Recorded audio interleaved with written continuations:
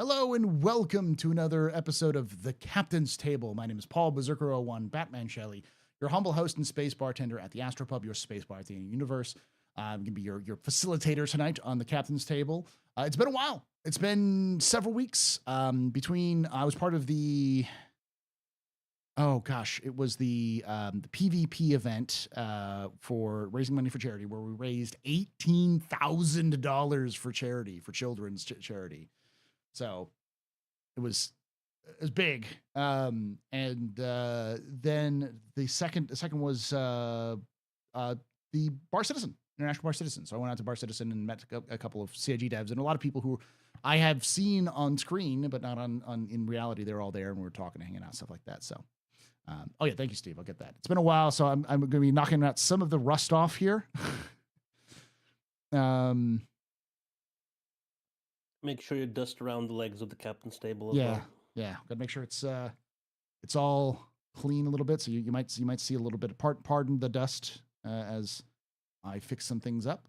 But before we get started on the discussion today, we're just kind of going to do a quick glance back at what has happened so far. We're about halfway through the year as of this month. So it's been about 6 months since the beginning of the year. A couple months since 3.23.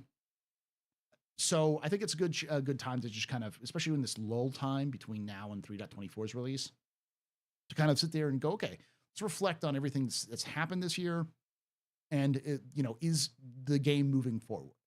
So, but before we get to that point, I'm going to start off with introduction, starting with Axis. Who are you? What do you do in Star Citizen, and where can they find you? Greetings. My name is Axis 0096. I am your resident Gundam expert. Well, semi-expert, I guess you could say. Operation Meteor, Hence my name. What was the name of that operation? What's that? The colony drop. Oh, the colony drop. I know what you're talking about. I forgot the name of the operation. It's the thing I wanted. I really wanted Xenothreat to do to not Xenothreat, the Ninetales to do to Olisar. I wanted a colony drop on Olisar. I was a bit like, that'd been a great reference. Some people really screaming for that. It's great. It'd be a great dramatic moment to see Olisar plummet out of the sky. The problem is that you could only do it once. You couldn't do it multiple times. So. Yeah, kinda. Yeah. But what do you do and where can they find you? I predominantly cover Star Citizen right now, but I also cover anime and other ventures. I'm hoping to get back on track with some of that. May have to end up doing a secondary channel on YouTube for that. I have a YouTube channel, I know I'm going to regret this, a Twitch channel, and a Kick channel. I'm also experimenting with some other platforms, but those are my primary three. Right and is it Axis 0096 on all of them? The first two, the Twitch and the YouTube, are the same. Ooh, it looks like we have a little bit of lag. I got you. Don't worry about it. I'll just research. And the Kick is AO96. Okay. All right. And that's where you can find me. Awesome. And Darionator, who are you? What do you do in Star Citizen? Where can they find you? I'll start off with saying Prince of Pluto, Emperor of Uranus. So that's of course his official title, his royal title. So make sure that you say it right, chat. So did I do it again? Is it? It's not what. Why is it? His name missing right here. There's an A after the T. Yeah. No, before the T. Got it. I can spell, chat. You wouldn't say Terminator. Yes, I would. Yeah, you would. Yeah. There we go. There you go. All right. With that little faux pas out of the way, yes, hello, I am Darionator, Prince of Pluto, Emperor of Uranus, and modeler at JRDF. Yeah. Anything new from JRDF you can talk about? Fresh off the press, because I knew fresh off the press. I would say news for those of you who don't know. JRDF has these wonderful model kits of Star Citizen ships. Those are the tiny ones. Those are the tiny ones. Yes. They're bigger ones too. Yes. And it is now headquartered in the U.S. So, or not headquartered, yes. Headquarters in in New York. So if anyone from US wants to get a kit, it'll be much easier on you on the shipping front. Yes. As you can probably hear, I'm still a bit sick. I got sick in England, went there for my 40th. Happy birthday. Oh, thank you. Old and sick. That's what I am right now. Any news from JRDF? The Raven was shown off at Beacon in Belgium back in May. It was on the exact day that they released the gold standard pass on the Raven. I wonder how that happened. Yeah. So my time since then has been spent updating the model. So if you want to show off some photos, if you have the capacity or the facility to show off a photo, I do need you to help me out with that at some point and to redesign some of these things so we can have some photos and video stuff. Yeah. But I'll pull something up. Go ahead and drop it in the. Yeah, I can show you what we showed off. To give you context, y'all, because there's some people in chat being like, "Hey, I can't." There's none of my favorite ship up there. If your favorite ship's not available, it's likely because it's not released for flyable. CIG doesn't like JRDF doing stuff unless it's. There we go. Right. So this is the 1-to-100 Raven that we'll be releasing very, very soon. This was expertly painted and lit up by our resident painter and litter upper of things Steel at JRDF from Germany. It comes with about 60 different parts. And yeah, that is what we do. We sell kits. We don't do fully assembled and fully painted ships. So it's like, Tamiya and Ravel here in Europe, Airfix, stuff like that. You have to put it together yourself. Mm-hmm. That's what we do. Yeah. This is about this big. I already showed the model off, but that one had to be scrapped. So I don't have one right now on me. I apologize if we have any echo. I was curious, who do you distribute through? Do you have your own distributor or? We have our own warehouse, and then when we get orders, maybe once or twice a week, we just chuck them in a pickup truck and drive over to the to the post office, because we do have manufacturing in-house as well. So all of these are 3D printed on our Formlabs resin printers. I do have a question, Darsh, and this might be a question for further down the way, because this is a good topic. As a modeler, as somebody who does a lot of a hobbyist, as somebody who does a lot of stuff, I do 40K for those of you who don't know, but I also have like Star Wars minis that I get to put together. I'm going to get some BattleTech stuff. One of the things that is common with all of us is our local friendly games store. Oh, so you didn't see this? We didn't see that. So there's no new fresh off the presses about that. No, you didn't see that. No. Didn't see that. No. So just make sure chat knows that there's not a 400i in production for JRDF. It's totally not what you just saw. But a lot of places have our friendly local game store where you can go there and they can order stuff for you. Is it possible for stores to order product from JRDF if they are interested? We haven't thought about going that direction. However, we could definitely do that with the 1-to-500, since they aren't limited in number. The big kits, like for instance this Raven in 1-to-100, the Carax in 1-to-500, those are all limited to 500 total. So those, I guess, those would still be sent out through, just sold on our website and sent out from the primary location. But the ones you showed off, the 1-to-500 dioramas, those aren't limited numbers, so we could just make those. Yeah. Oh, those are my babies. So I started off with 2 of those. Yes. These 2.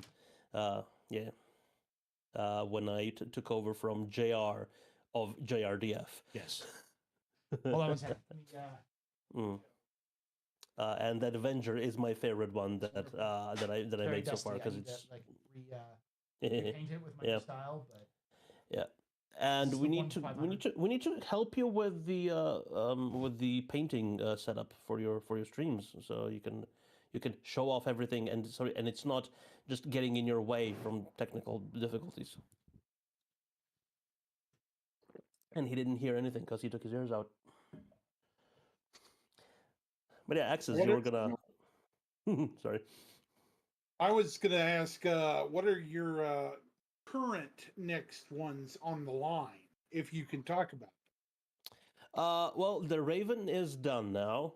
In terms of modeling, everything's done. Although I do have a meeting on Monday about some just final sanity checks. But it should be also. Paul, I sent you another pic of all the parts that are that come with the Raven that we also showed off, so people just see how extensive the kit is. So that's done. I still need to do the graphic art and the assembly instructions for it. And then for CitizenCon, we plan on releasing the. That's all I can say. Yeah, you're releasing something for CitizenCon. That's it. Yeah. Mm. So Secret is good. Yeah. So yeah, that is all the 60 different parts that come with the Raven, and I'm really proud of how they all came together. the only thing I will say about that thing that's coming out is I know it's coming out, and I specifically yelled at talked with you about an idea for it. So I don't think we mentioned it live. So it was No, and we won't, because it will be it is 100% a be problem. secret. It is a problem. Yes. as people who know me know that I am under many NDAs for CIG, and that is one of them. That is 100% one of them. I am not ruining that. So, sorry. Go ahead, Axis. Then I said nothing. Yes. Mm. Yeah. Can we see how the Carrick magnets fit together and Polaris? Sorry, I'm just guessing here. Well, the Polaris is they has to release. As I said earlier, like if your favorite chip isn't on there yet, it's probably not fully released yet. And CIG doesn't want GRDF to release ships models that are not in the game. So yeah, yeah. So the way it was is that's one of the things I need to actually start talking with CIG about, because we did release the Vulture, and it was exactly the same as it was in the game, and in the Vulture trailer, and then they changed it. Yeah. So it's a bit fresh, but the way the Carrick magnets work is basically you have one. So 1 millimeter thick and 3 millimeter in diameter magnet superglued to the body, and then or two, depending on the size of the part you want to remove, and then one on the part itself. For example, here I have the front landing gear of the Raven, and this is how, these white shiny spots are the magnets, and then you just fit in the cavity and click onto the magnets. Yeah. So, and that's basically how the Carrick stuff works as well, except they're bigger. Yeah. I love that. Yeah. I mean, it's almost like the Snap-Tight stuff that Bandai uses for the Gundam kits. Yeah. Almost. Well, we did look at how a lot of these things come together, because unlike some people, we didn't want to be disruptors and invent everything anew, and then have to buy social media platforms just to silence our haters. The thing is that magnets, for those who don't know, aren't in the hobby sphere. They're pretty common. They're used for a lot of different things. I think there are some even like car and plane and tank model kits you can purchase, which have pre-drilled spots for magnets, so you can like have your plane taking off or landing, or you can have your tank like in different configurations. And for wargamer hobbyists, they often work because there's going to be different weapons setups for each of your units, so you can just swap them out on the fly, like swap an arm out, so it's like one weapon versus another. So Yeah, it's pretty One pretty of, the, common. one of the cool implementations of a magnet we have is on the Mercury, and it is the scanning dish. It nice. just fits on, and because it's on a magnet and the pin is circular, you can just rotate it in its spot. So. Nice, neat. Before we jump off, what scale are your models, Dar? They say them on there. They listed the dioramas. The one they're listed as diorama are all 1 to 500. So eventually, the goal is to have every ship in 1 to 500, so you could just build up your fleet how you still fit. Then we have several others like 1 to 200, which we call everything else. That's like the freelancer and potentially the constellation. 1 to 100 is the single seat fighters, or potentially even two-seater fighters. But the fighter ships, the Arrow is the only one we have available at the moment, and the Raven coming hopefully in just a matter of weeks. 1 to 40 for ground vehicles. We have the Cyclone and the Dragonfly. And we're kind of thinking of expanding that. Yeah, because everybody here loves the Pulse, and the Pulse is fucking tiny. So we're thinking of kind of maybe a 1 to 10 for like the very super tiny ones. If there's more super tiny models, the 1 to 10 would be cool, because even on 1 to 10, it's like this. It's not bigger. So and yeah, 1 to 5 Javelin, sure, yeah. 1 to 5 That's also what we're thinking about. The Nox is also fairly small. Yeah, it is bigger. It is between the Pulse and the Dragonfly, yes. So it would probably be a 1 to 12 or something. 1 to 10 probably. So I wasn't around when we were coming up with the scales. Otherwise, we probably would have gone with something more standardized instead of 40, 100, 200, and 500. But rounder numbers better, I guess. Yeah. I will say the 1 to 40 scale is about the 32 millimeter scale that you have for most war games. Yeah. So like Pisces something. Like the Star Wars Legion and a lot of them, like the Marvel game, and a lot of those are 32 scale. The other one is that I can think of is like the 6 millimeter scale, but there's nothing too big. There's nothing big enough for a 6 millimeter scale, because that would be tiny. That would be like tiny little thing, for like even the larger, like in a 6 millimeter scale, the Bengal would be the size of like my phone. Like it's a very, very tiny. Oh, that's tiny. Yeah. You lose so when you say millimeter scale, that is like what a human would be tall as? I think so. I don't know exactly how the scales work, because like I know like the like Warhammer uses the 28 millimeter scale. Yeah, because but Warhammer, I mean, if they make a Space Marine 28 millimeters tall, he's not 28 millimeters though. They're actually they have the bases are also labeled in sizes, so I don't know what these scales are. Someone chat or someone in the comments could tell us a little bit more about that too. Yeah. Anyway, a couple more questions. The Carrack is 1 to 500 scale. So that makes it, well, it is that scale, yeah. So if you show off your cutlass again, it is the same scale, but it is 25 centimeters long. Yeah, 10 inches. So the Pisces would be similar to the Carrack size, or if you did a Pisces, there is a Pisces. Pisces we've already shown off in 1 to 100, and it is, I think, about like this, something like that. Oh, so it's like a mechanics version. You'd be able to see where components and stuff are. Yes, that one I can talk about it because JR has already shown it off, and I think may have to take that project away from him just because he's way too busy doing other stuff for CIG. The roof actually comes off, and there's a fully modeled interior, and so there will be 3 different I don't know if there will be 3 different versions, or if we'll have just upgrade packages. You buy the regular one, and then you can buy different interiors to pop in. I don't know how he actually modeled that one. Okay. We'll see. We'll have to see about that, because there's 3 versions already, and then what's chat telling me is more coming. What chat telling me is that in the 28 millimeter scale, 28 millimeters equals 6 feet. So it's basically the 28 millimeters. Okay, yeah. Is the So a tall person would be a 20 millimeters tall. Okay. And a Space Marine is like yeah. a little bit taller than that. It's like it's like 2.5 meters. Yeah. So like 8 feet or something like that. Yeah. I hate that because it tells you nothing. Yeah. 1 to 100 at least tells you it is 100 times smaller than real life. Yeah, it's 1/64th scale. That's what it is. 1/64th. Yeah, okay. So a lot of between 1/40th and 100. Yeah. Okay.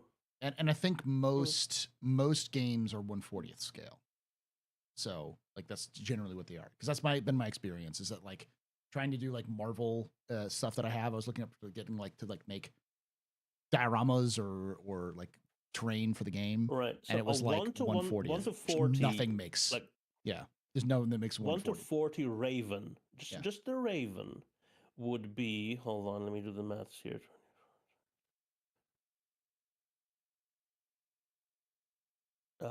No, can't brain. So it's I'll okay. Have to, You're sick. Hold on. Yeah. And I apologize for people watching this after the fact because people always go like, whenever Darsh comes on, we talk about JRDF. It's like, why are we talking? Is this just an advertisement? That's the only marketing we have. Not only is the only marketing we have, but I'm a modeler, and this is the things I like. Or not modeler, a hobbyist. It's the kind of thing I like. 60 centimeters. The Raven would be 60 centimeters long, which is. Yeah, I can't even put it in view. That's just a Raven, a single seater vehicle. That would be about 2 feet tall, 2 feet long. Yeah, 2 feet. I'm good with that. It's a huge scale. I mean, you do Gundam models. That's why you're cool with that. That's about the size of a Gundam model. Okay. I'm making a promise here. If 100 master grade. Yeah. This is 1/100. If we do really, really well in the sales of the 1 to 100 Raven, we'll do a to order 1 to 40. Do it. You heard it here. If they do really good in the sales, what's a good number for you? So buy them. I don't know. You know how many you're going to do for the initial run? We'll tweet it out. Push the goalpost when we get there. Put it out on social media. You know, give a good reason. So we kind of need about 200 to 250 units sold just to break even. So we'll need to get better than that. Double it. 500. You heard that? You heard that? If the entire run sold in a minute, how much is the run? Is it 500? Are you gonna be 1,000? How many people can? No, it will have to be a 500. Okay. Although there's a variant now, so. Okay. Yeah. So there's 500. If they can sell it 500, all 500 within the first, let's just say 2 weeks. All right. Nah. A month. No, we're still struggling to do a lot of those. I don't have numbers on that, but it's actually been selling quite well. That's good. Although not as good as the Carracks. The Carracks were surprisingly surprisingly well. All right. I have one unfinished and unpainted, and it's like this. Yeah. It's very good. But anyway, I've taken up way too much of our precious airtime with this boring stuff. So it's JRDF.sc, by the way, for those of you who are wondering. And to give you a concept, the 1 to 500 diorama kits are about $25 USD. Yeah, and depending on which one you get, you either get 4 or you get one bigger one. Mm-hmm. Like the Cutlass is bigger, and there will be some assembly with that. The Vulture is bigger. The Vanguard is also bigger, but stuff like the Avenger and the Buccaneer stuff, those are printed in one piece. So you just you have 3 in flight, 1 landed. Yep. That's usually the smaller ones, and there's freelancers, and there's all 3 different variants of the Cutlass, I believe. The blue, red, and black. There's no steel though. I don't think That might be a good idea. No, there's no steel. It might be a good idea. Well, the difference is there an exterior difference between the black and the steel? Yeah, guns on the back. That's about it. It's not that much. But those guns are inside, and then they pop out when you open. There's the one door, on the right? back, like where the tractor beam is on the back. Oh, with the okay. Turns into a turret. It's not that much of a difference though. So. Mm. But yeah, I'm looking at the site right now, and it's like the cutlasses are like $35. Now there is this. The key is shipping, but if you live in the U.S., it's not. Yeah, that expensive. we're still figuring international shipping out because that's always a bitch. Yeah. Water decals too. Do they have water decals? Yeah, there's one of the slide decals on the big ones. Yeah, the Carrack has it. The Raven. If you show the picture of the Raven again, the assembled one, you will see the white lines everywhere. Not that one. This one. Yeah. There we go. Yeah. Yeah, and the 36 and stuff like that. Yeah. That's all decal. That's not painted on. That's the decals that will be supplied with the ship. Yes. The side door guns are external as well. Yep, they're very small. Okay. It might. I it might be. have to order some of your kits for my Star Citizen here. Oh, nice. Yeah, go for it. So. Go ahead. No. Just doing some mental stuff out loud. Yeah. I was would love to see it on image on like pictures of on social media. That's always good. I would say like the only thing I would say is maybe with the Cutlass Black, you could also offer an optional upgrade kit, which will add the little railing with little guns and maybe like the little back swap out for like a gun for a steel version, like a. Right, and to take a picture out of CIG's book and just for the upgrade charge as much as the Cutlass Black is on its own. Yes, exactly. That would be a great April Fool's joke. Is just like the Cutlass Steel. It's just the upgrade kit for the Cutlass Black, but it's $35. You have to get both of them. One being the Cutlass Purple. Man, hope. All right. With that all being said, we've taken up like a solid 30 minutes talking about this, so I know I'm going to get comments of people mad about that. And if you're mad about it, that's fine. Comment down below. Tell me how much you hate it. Let's get into the actual discussion. Get on sponsor block and just mark this entire section as a sponsored. Yeah. Do they ship to the UK? They do. They used to be in the UK. But... Used to be in the UK. Yeah, you just missed it. Sorry about that. So the prices might be a little higher because it's like when I got them for the US, it was kind of high. But JRDF is coming to CitizenCon. We are coming to CitizenCon, and we'll have a lot of stock to sell. Yes. So you can buy stuff at CitizenCon too if you're going to CitizenCon, and it'll be cheaper that way. So, all right, enough talking about that. Let's talk about the game as it stands right now. Which I'll start with you, Darj, on this one. You're just kind of overall feeling. It's been 6 months. It's been like 8-9 months since CitizenCon. So, and at CitizenCon, CIG said that like everything at CitizenCon, not everything, but most of the stuff at CitizenCon was going to come in before like April. Well, they said in the next 12 months. In the next 12 months. Okay. Yeah. I don't think anybody expected them to do that. They did get quite a few stuff, got a few things. The Mobi-Glass, the star map, what are they called? The distribution centers are they're called now. A lot of the and master modes. Yeah. So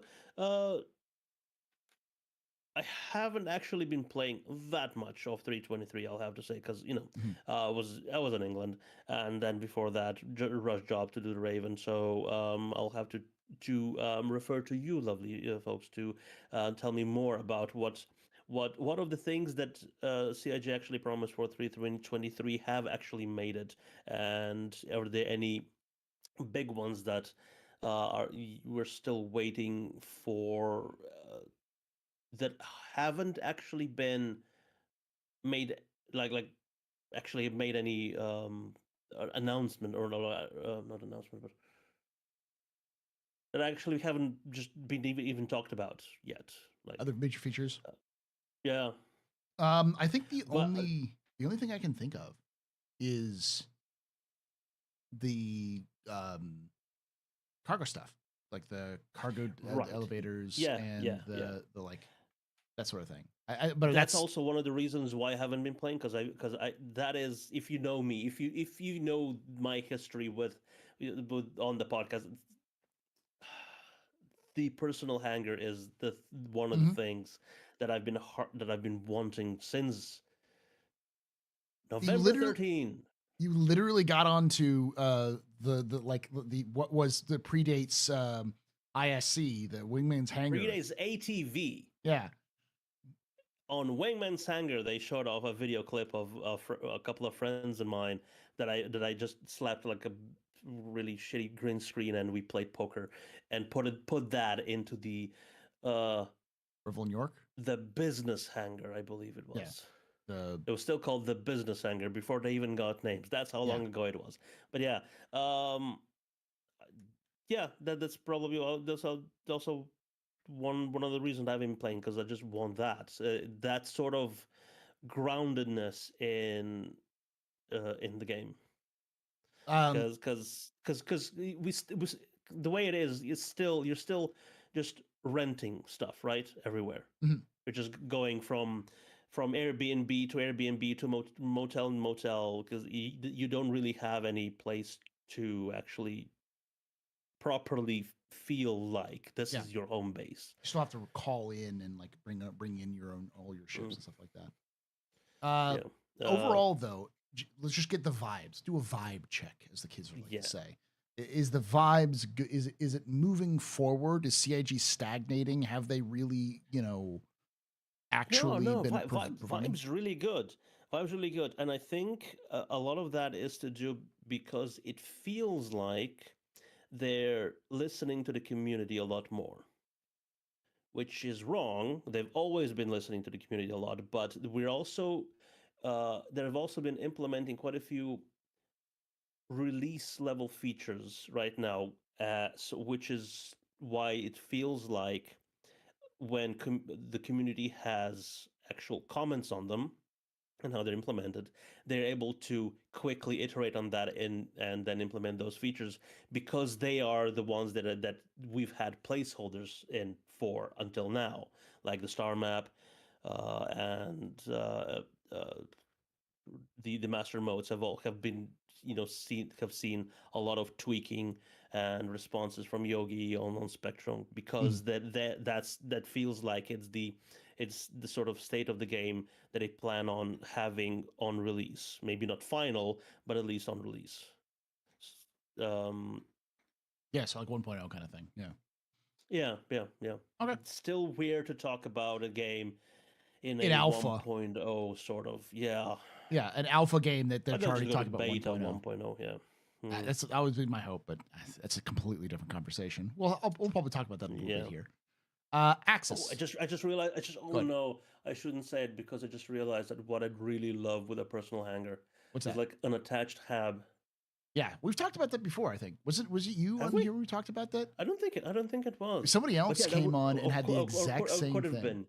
Yeah, or it could have been. Yeah, could have been. Yeah, but yeah, just instead of having to go into the city, just hangar. There's a door and there's just a hab there, instead of one, like in one of the alcoves where you have the workbench, or there's an elevator to the medical stuff, but but not even a bed inside the hangar. Just like a door to a hab that is already in that landing zone. Yeah, like at the Aspire Grand or whatever. Okay, so like a quick passage to the place where you need to be. Well, not a quick passage, but just like one of those habs, but just stuck to the side of the hangar. Oh, or you're saying something like the quick motel hex? Well, not the easy habs. Easy hab. But just like the exact hab that you have at the Aspire Grand or at the Green Circle. Just with the door. Just take that hab. Yeah. No, just take that hab and duplicate it inside the hangar. Mm-hmm. So you just have a door, and then there's your room. You just go in your room. You have your own attached hab. Yeah, I get it. Yeah, exactly. Yeah. And so that would be your permanent stay. But Yeah. when you're out, when you're away from your personal hangar, then you'd still have to go to those buildings because you're renting there. Yeah, right. And I agree. I think someone who says logging directly into the hangar, but my immersion. But if you have a hangar and you log into there, you can walk right out and then go to your tab and you hit the little you go to your personal ASOP, you call up your ship, and you've got all those fancy bells and whistles. You hear the klaxons going and the emergency apps. Fog fills the room because CIG loves their fucking fog, and up rises your aurora as the music swells from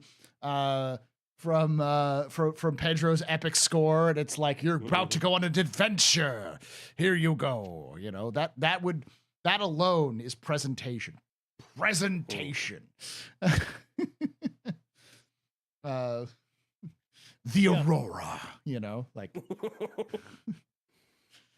no, I agree. I think they could do it for because that's, you know what they could do with that, Darsh? They could sell that. Instead of having it attached, it could be an expansion you pay for with your hangar. I mean, honestly, I'd rather have that as be a paid for thing than like anything else, because it's a nice little you get a little room you can put in there. You know? Yeah, like otherwise you just have a cot in a corner, which you could probably do, but all of that is just superfluous anyway, because the end game is that you're able to log out everywhere you want. Yeah. You could just log out in your seat, in your ship, and there'd be no consequences, because that's what they want to do. So, because they removed the idea of bed logs. So, all right. Axis, you're currently like the vibes. Like, how has Star Citizen been in the last 6 months or 8-9 months since CitizenCon? That's the thing. I'm actually with Darj on this one. It's funny. I mean, I thought we would be completely opposite, but we're in agreement here because the vibes have been positive for the most part. I would say the lowest point, correct me if I'm wrong, both of you, the lowest point the vibes were probably the stretch of 6 months before the last CitizenCon.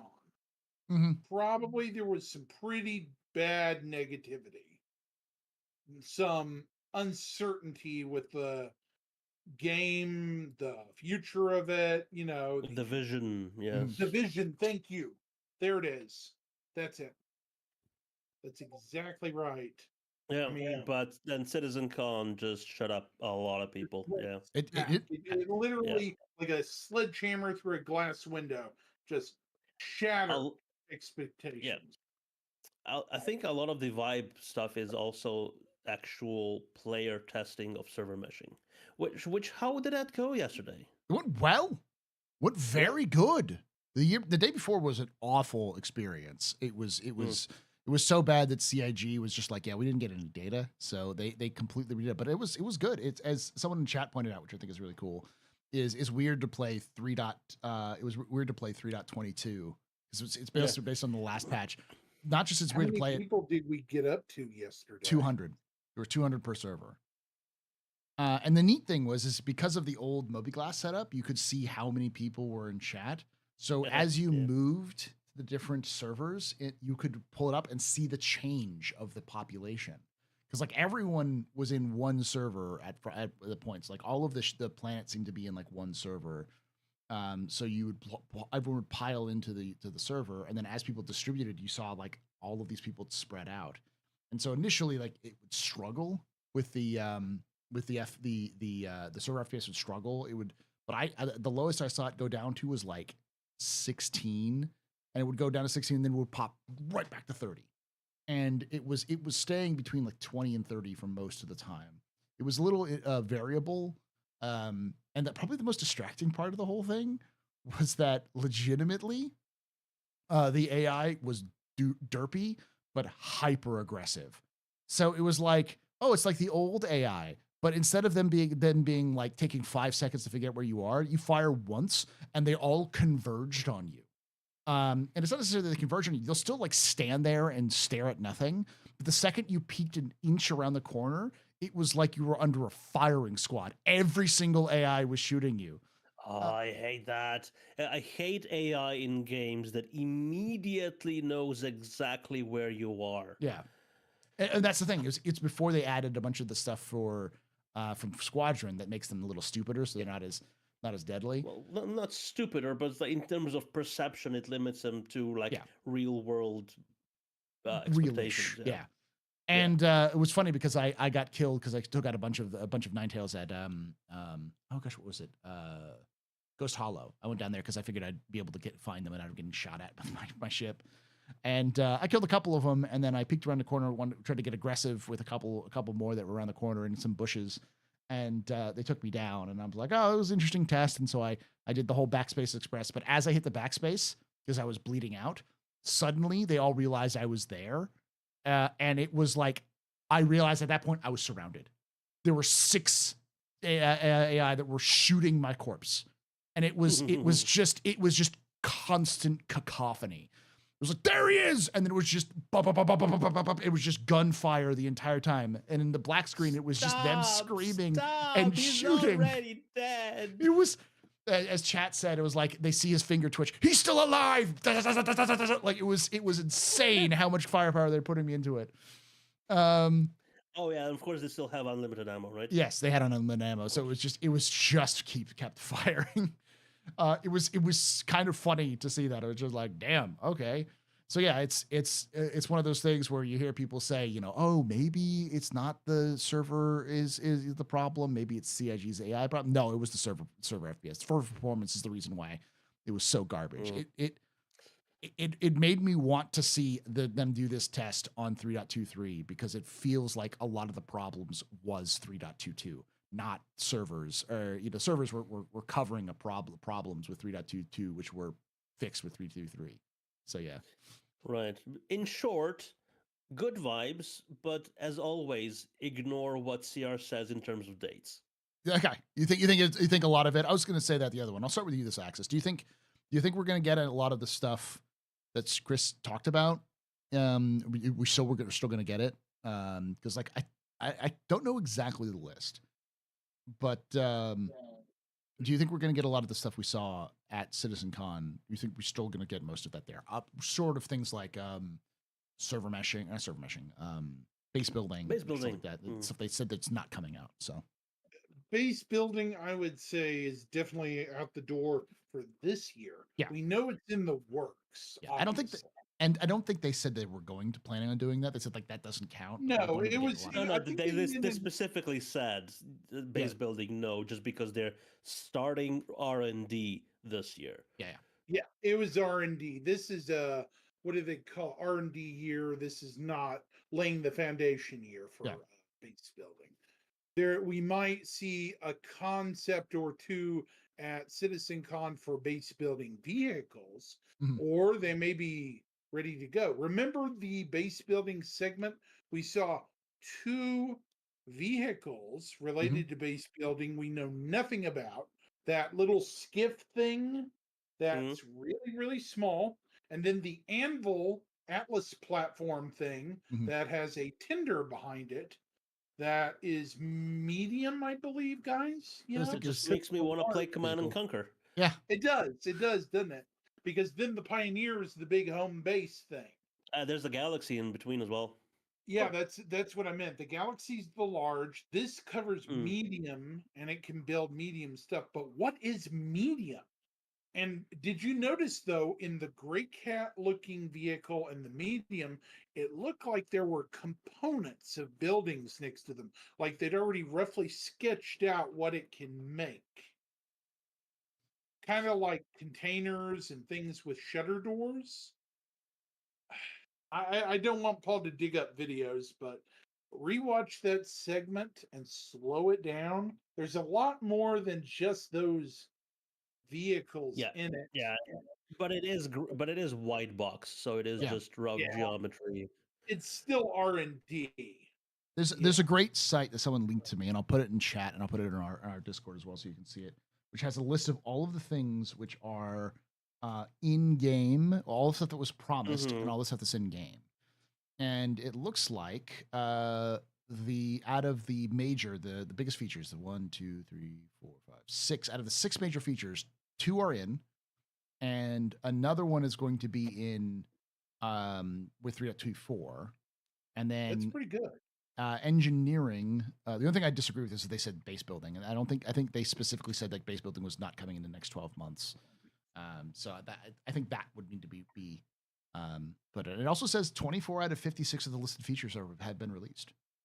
So that's almost half. Yeah, that's almost on pace. Yeah, and 324, which is almost hitting Evocati soon. How many features are supposed to come with that as well? About 4. 4 of them. That we know of. Yeah. Remember that animals got added out of nowhere to 323. Yeah. 2 of them, for all we know. And then we have.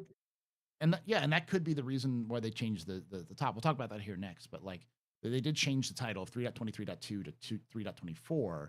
They said it's because it's major features. There may be some features that, because CIG has been doing this in the past, where like they'll add stuff in at the end of a run. Like they'll do something and then they'll be like, oh, well, we'll put this in because it's ready. So there may be some features that CIG has been working on that they are ready to go, but they didn't want to wait to push it to 4.0.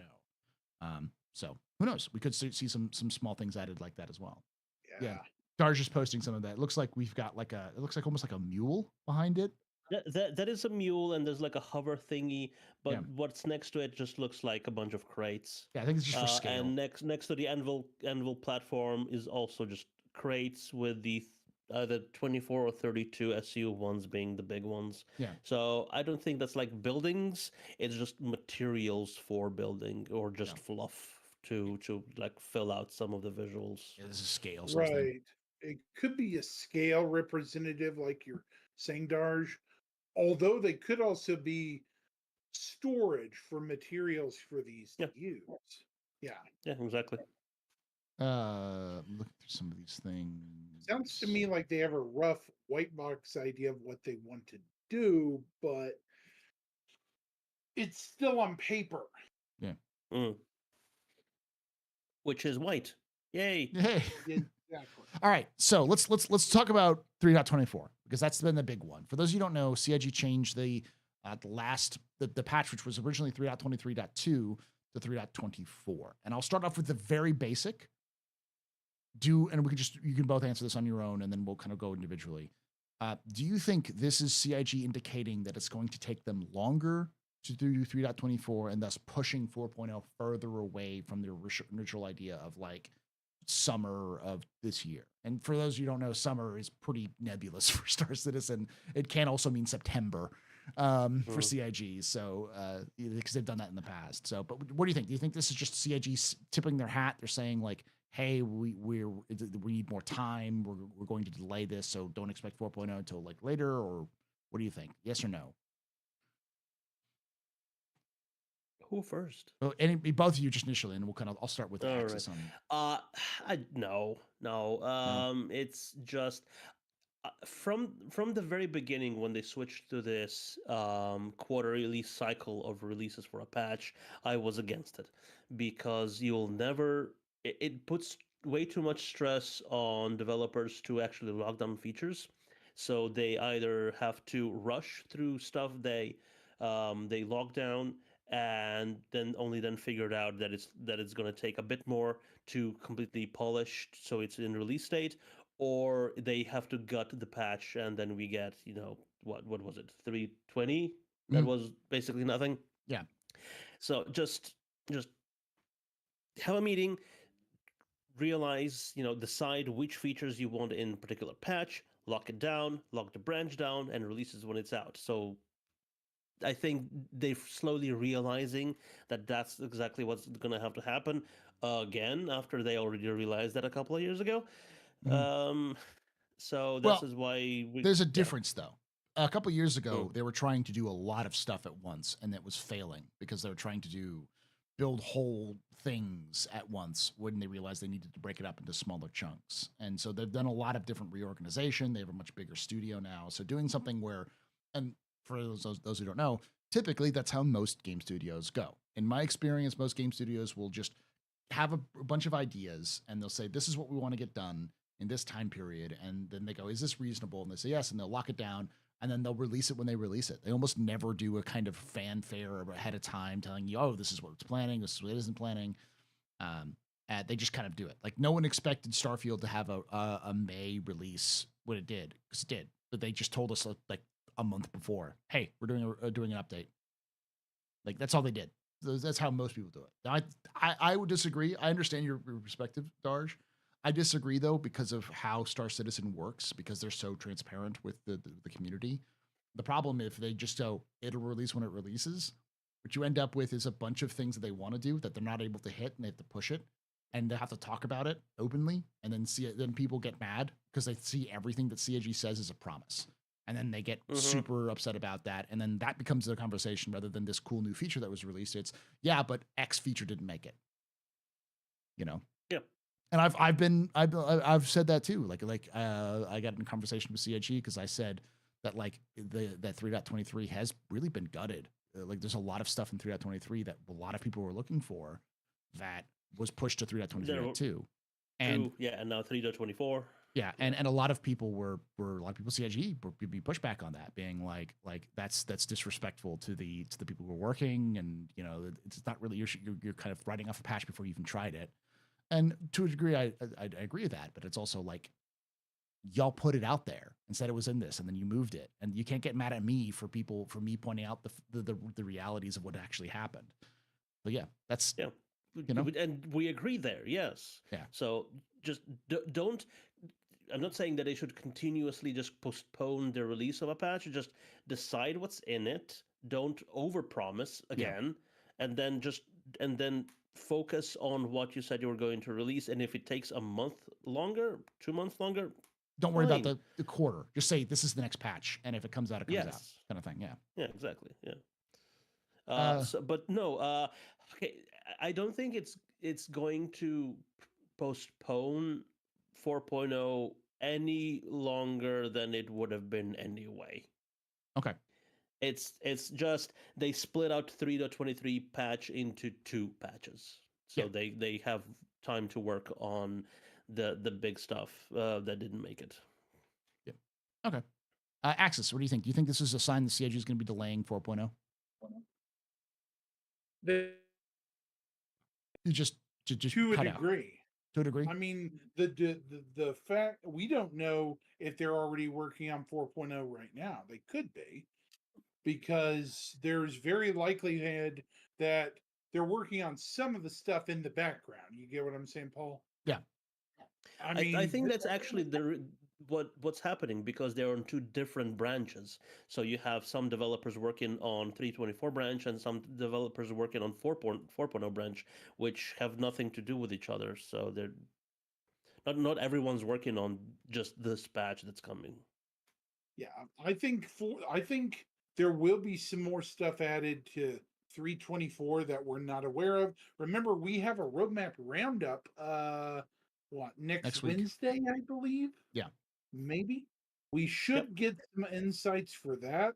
Jake told us last week there was nothing to update then, but that does not mean it's the same case for next week.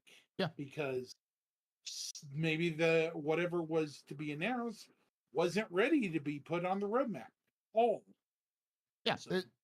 Jake did say that they were trying to gather as much as they could so that people would know what to expect between what is being worked on between now and 4.0, so that people know what is or between now and CitizenCon, so they know like the general idea of what to expect coming out there. But I think one of the reasons they said is just because they just don't have all of the data yet. They haven't had a full like understanding of like all the teams, that sort of thing. But you know, yeah. There's a lot to keep track of. Yeah. And look at the progress tracker if anyone doesn't know what we're talking about, or just kind of dismissing this. You'll see the amount of data that they have to funnel. And in Jake's defense, you know, there's only one person who updates that. I am not even joking. It's just Jake.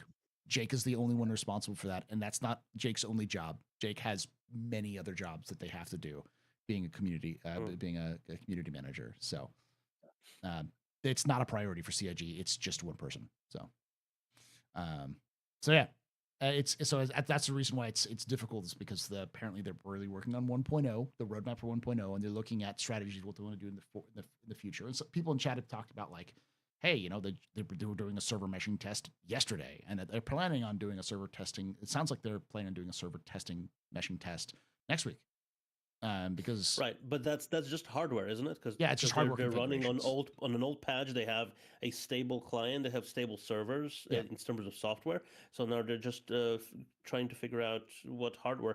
And I'm wondering what the hardware changes are, because I think it's just the arrays of how they arrange the servers. right, so it's interconnectivity between the DGSs. It's not actual like this many cores and this much RAM It could and be. stuff like that for the actual servers. It could be, but it could also be just how they arrange the servers. So like the server is covering this area versus this area, and how they Like a configuration kind of setup, or because something? they said something about the server configuration is really what they're doing, but it's an A/B test, and I am not as knowledgeable about this as other people are, but according to people who were all knowledgeable in my chat, they said it's science at its purest. You want to try to get the same, as much as close to the same experiment, the kind of setting as possible, and just all you're doing is changing the server configuration.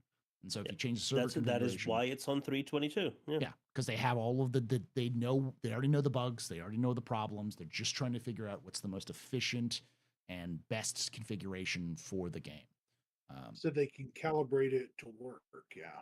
So when 4.0 comes out, it's not just we're making this up as we go along. They know that like this is the best calibration for them to do it for this number of players, and we can do it for this, and then they can test it further on in PTU and so on and so forth. So they basically have the data set made from an older version of the game, kind of like KSP. When with Copernicus, you have to go back to an older version to utilize mods and stuff. Yeah. I mean, it's not the same thing, but it's similar. It's the idea that it's a known quantity, so it's easier for them to change the hardware and know that the problem isn't because a bug just showed up because they're using a new branch. So,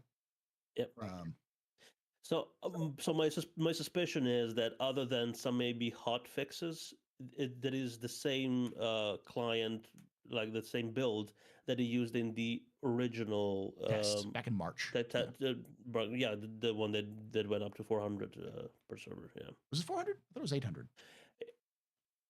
Yeah, you're right. 700 something. Yeah. Jesus. Yeah. And that was the one where they had like every planet and had its own servers. I think this was like 8 servers that were running on that one for configuration. Really? So, yeah. Wow. Okay. Yeah, because this was only 3, so one per. But it's 4 planets. It's Maybe weird. They just split it up into thirds. Yeah. The way it works, as far as I understand it, because I'm such a spatial guy that it's hard for me to think of this, but basically what it was that every single planet, or some planets and some of the moons were on one server, and then some planets and some moons were on another server, and then space was its own server. So you left the server from the planet to go to space, and then when you went to space to a planet, to another planet, it would go back into another server. Or like say a moon would be slightly separate. So, but yeah, and it seemed like at first that the moons were their own server, or the planets were their own server, and space was their own server. But then some other people were saying, no, like these moons are the same as these planets. So they may have broken it up in different ways too. So, but yeah, so that's they pointed that out, and apparently Yogi is already working on 4.1.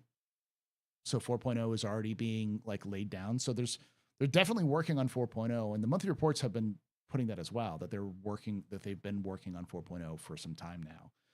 It's to the point where like a lot of developers CIG developers basically said, 4.0 is not even in our discussion anymore. It's 1.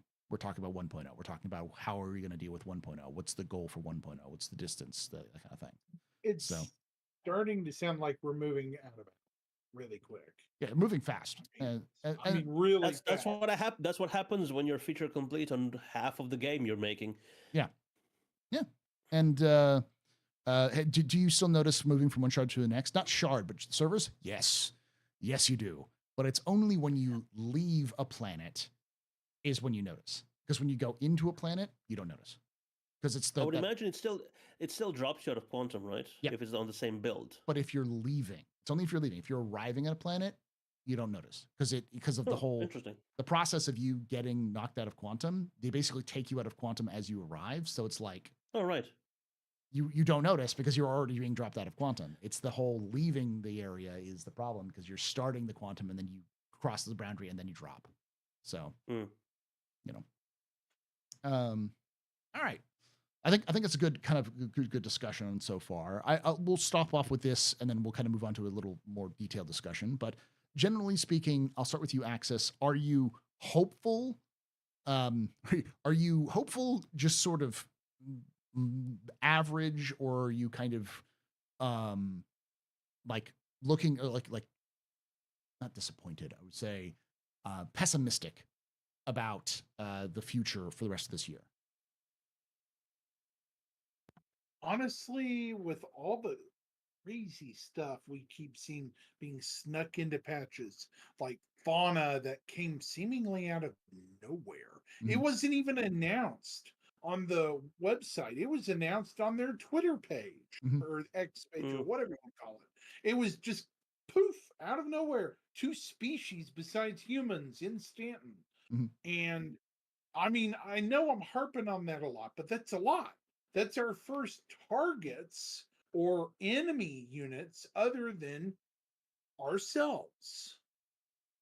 I mean, it's a major change. And if you've been following the monthly reports, there's more wildlife coming. Oh, yeah. Soon. Like Very the boy, our thick boy, our thick lovey boy, the space cow. As well as the cow. Yeah, that's what I'm saying, the thick boy. Which is possibly going to be in 324. It could. I think it's right now set for 4.0. So let's not get too excited about it. We'll see on Wednesday. Yes. Hopefully. Yeah, we will see. But all this stuff they keep sneaking in. I mean, there was a sneak peek we just saw. What was it? Shared by CIG of another new ship, and it looks very Hull-ish. Yeah, Misk-ish. Yeah, it was quite Misk. Yes. But they have shown what. They have announced a Misk ship before. 2 of them. No, or is it just one? It's just one, because it's like the only ones we're missing right now is the Expanse, the rest of the whole series, and the weird TIE fighter looking Mirage ship. Yeah. Right. Yes, but I would think that Mirai has a lot more. Mirai design doesn't strike me as like bulbous and warty as Misk. It's slightly sleeker, and that interior has a very the door Misk look to it. The door looks straight out of Freelancer, like it's the Freelancer door. It looks like either Freelancer or the whole B. Yeah. Being stretched out. It looks like a much bigger interior of the whole A, but stretched out. Yeah. And it looks like it's gray. Or is it Odyssey as the sort of like the big? There's the one that Jax took into Pyro, right? Yes. That's the Odyssey. Yeah. And the Expanse, which is the refinery. So there have been 2 Misk ships announced that it could be working on. The Usually they talk about it though, and they seem like the 2 most believable. Being that they're small, they're similar to the whole A in the internal design in that corridor. That corridor. It could be either the Expanse or the whole B. I think those are the 2 most likely. The Endeavor, no way. No way. Oh no, definitely not. I will said on many times, Endeavor is the last thing they will do in the game. I've heard CIG developers joke about how John, it keeps John up at night. It gives him, when he wakes up in a cold sweat, it's about how he's going to implement the Endeavor. So I'll pull up the sneak peek. I think I have it on the Discord, so I'll pull it up so you can see it real quick. It was on my personal Discord, on the AstroPub Discord, which you can join. Link in the description for those of you on YouTube. Here we go. This is right here. It's from the newsletter, right? It's from the newsletter. Yes. Yeah. Yeah. That is very white boxy, and that is very Misk. You look at the door here, like that door that is very, very Misk. Actually, is it? Because it is a Misk door. But is it Freelancer? Because the Freelancer. It's not Freelancer. Freelancer has the little slot. Porthole in. This one looks like it has the slot on one side of the door. Yeah, so. and then it opens down the middle instead of going all the way to the side. Yeah. But yes, that's Minsk and my my bets on the Polsnik. expanse. Yeah. Yeah. But yeah, like that's another point. Like, CIG could also be doing 3.24 because they want to sell ships, and there might be a new ship that they want to release, and so they're like, hey, it's all this new content, plus we're going to sell a ship. Why not call Somebody it 3.24? mentioned in You know, chat a freelancer Mark II. yeah. Why? Don't put that hex on me. Don't say that, or Eris is gonna hear you and come knock on your door, because he's been bitching about a freelancer ever since it came out. Yeah. Came out. Yeah, it is his favorite ship, and it is the shape he hates the most. So he's been wanting CIG to rework the freelancer and make a Mark II, or would it be a Mark III at this point? Just because, for consistency's sake, we could say the first one we got was the Mark I. But yeah, there's been no official, even a hint at it. However, every newsletter, the sneak peek comes with a song lyric. Yes. What did this one come with? Let me look it up, because I was posting in my Discord, and but I didn't actually pull up the original. Yeah. Updates. Robert Space Industries. All the way to the bottom. Hold the door. Hold the door. Right, that's Game of Thrones. Yes. And not The Expanse. No. Sounds like Hold. Yeah, I got nothing. If this was The Expanse, they would have said Doors and Corners, kid. Doors and Corners, or something like that, because that's iconic. No, sounds more like Hole, because King of the Shipping Lane. Yeah, hold. That is very CIG. Yes, I guess. But it is a door to a cargo hold. Yes, that's almost certainly what that is. Freelancer remake. Well, we just have the Retaliator one. Yeah, so. Don't again. I don't want CIG going down that Mark II route for everything, because that seems very. No. Yeah, I'm sorry. Like, especially for the freelancer. I understand it. I accept that that's probably what's going to happen. Could be a slightly bigger thing called the Misk Privateer, if we're going via Chris Roberts' names. And also messed up name, because then we also have a privateer for for the Carrick privateer, or not Carrick, the Kraken privateer. Yeah. So. Yep. All right. Let's continue on, though. So, Axis, you're saying you're generally optimistic, pessimistic, middle of the road? I'm generally optimistic, even now, halfway through the year. Unlike the last couple of years, where it felt like everything was just kind of snail's pace between CitizenCon and the beginning of the year, the rest of the year. This year, there's been a consistent, it feels like drive, energy thing going forward. There's been a lot of information even shared at Star Citizen that I've been part of. And I'm sure you guys have been at as well. I kind of am happy one of my predictions came true with the ship between the Corsair and the Kraken. Yeah. I kind of predicted with the there Ironsides. would be at least one. Or the ship. Ironclad. Yeah.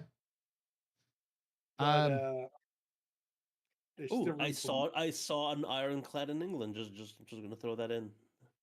The HMS Warrior. The actual Ironclad. The last surviving Ironclad wooden ship with steel armor on it. Yeah. Yes. Nice. Sails, everything. Yeah. Those are pretty ships. They wanted, I kid you not, they wanted 52 pounds to go on it. You could walk around the entire shipyard, and took pretty pictures, but if you wanted to go into any of the attractions, get a tour, they wanted 52 pounds per person. Was it per ship, or was it for all of the ships? No, the total. It was the total. That's not too bad.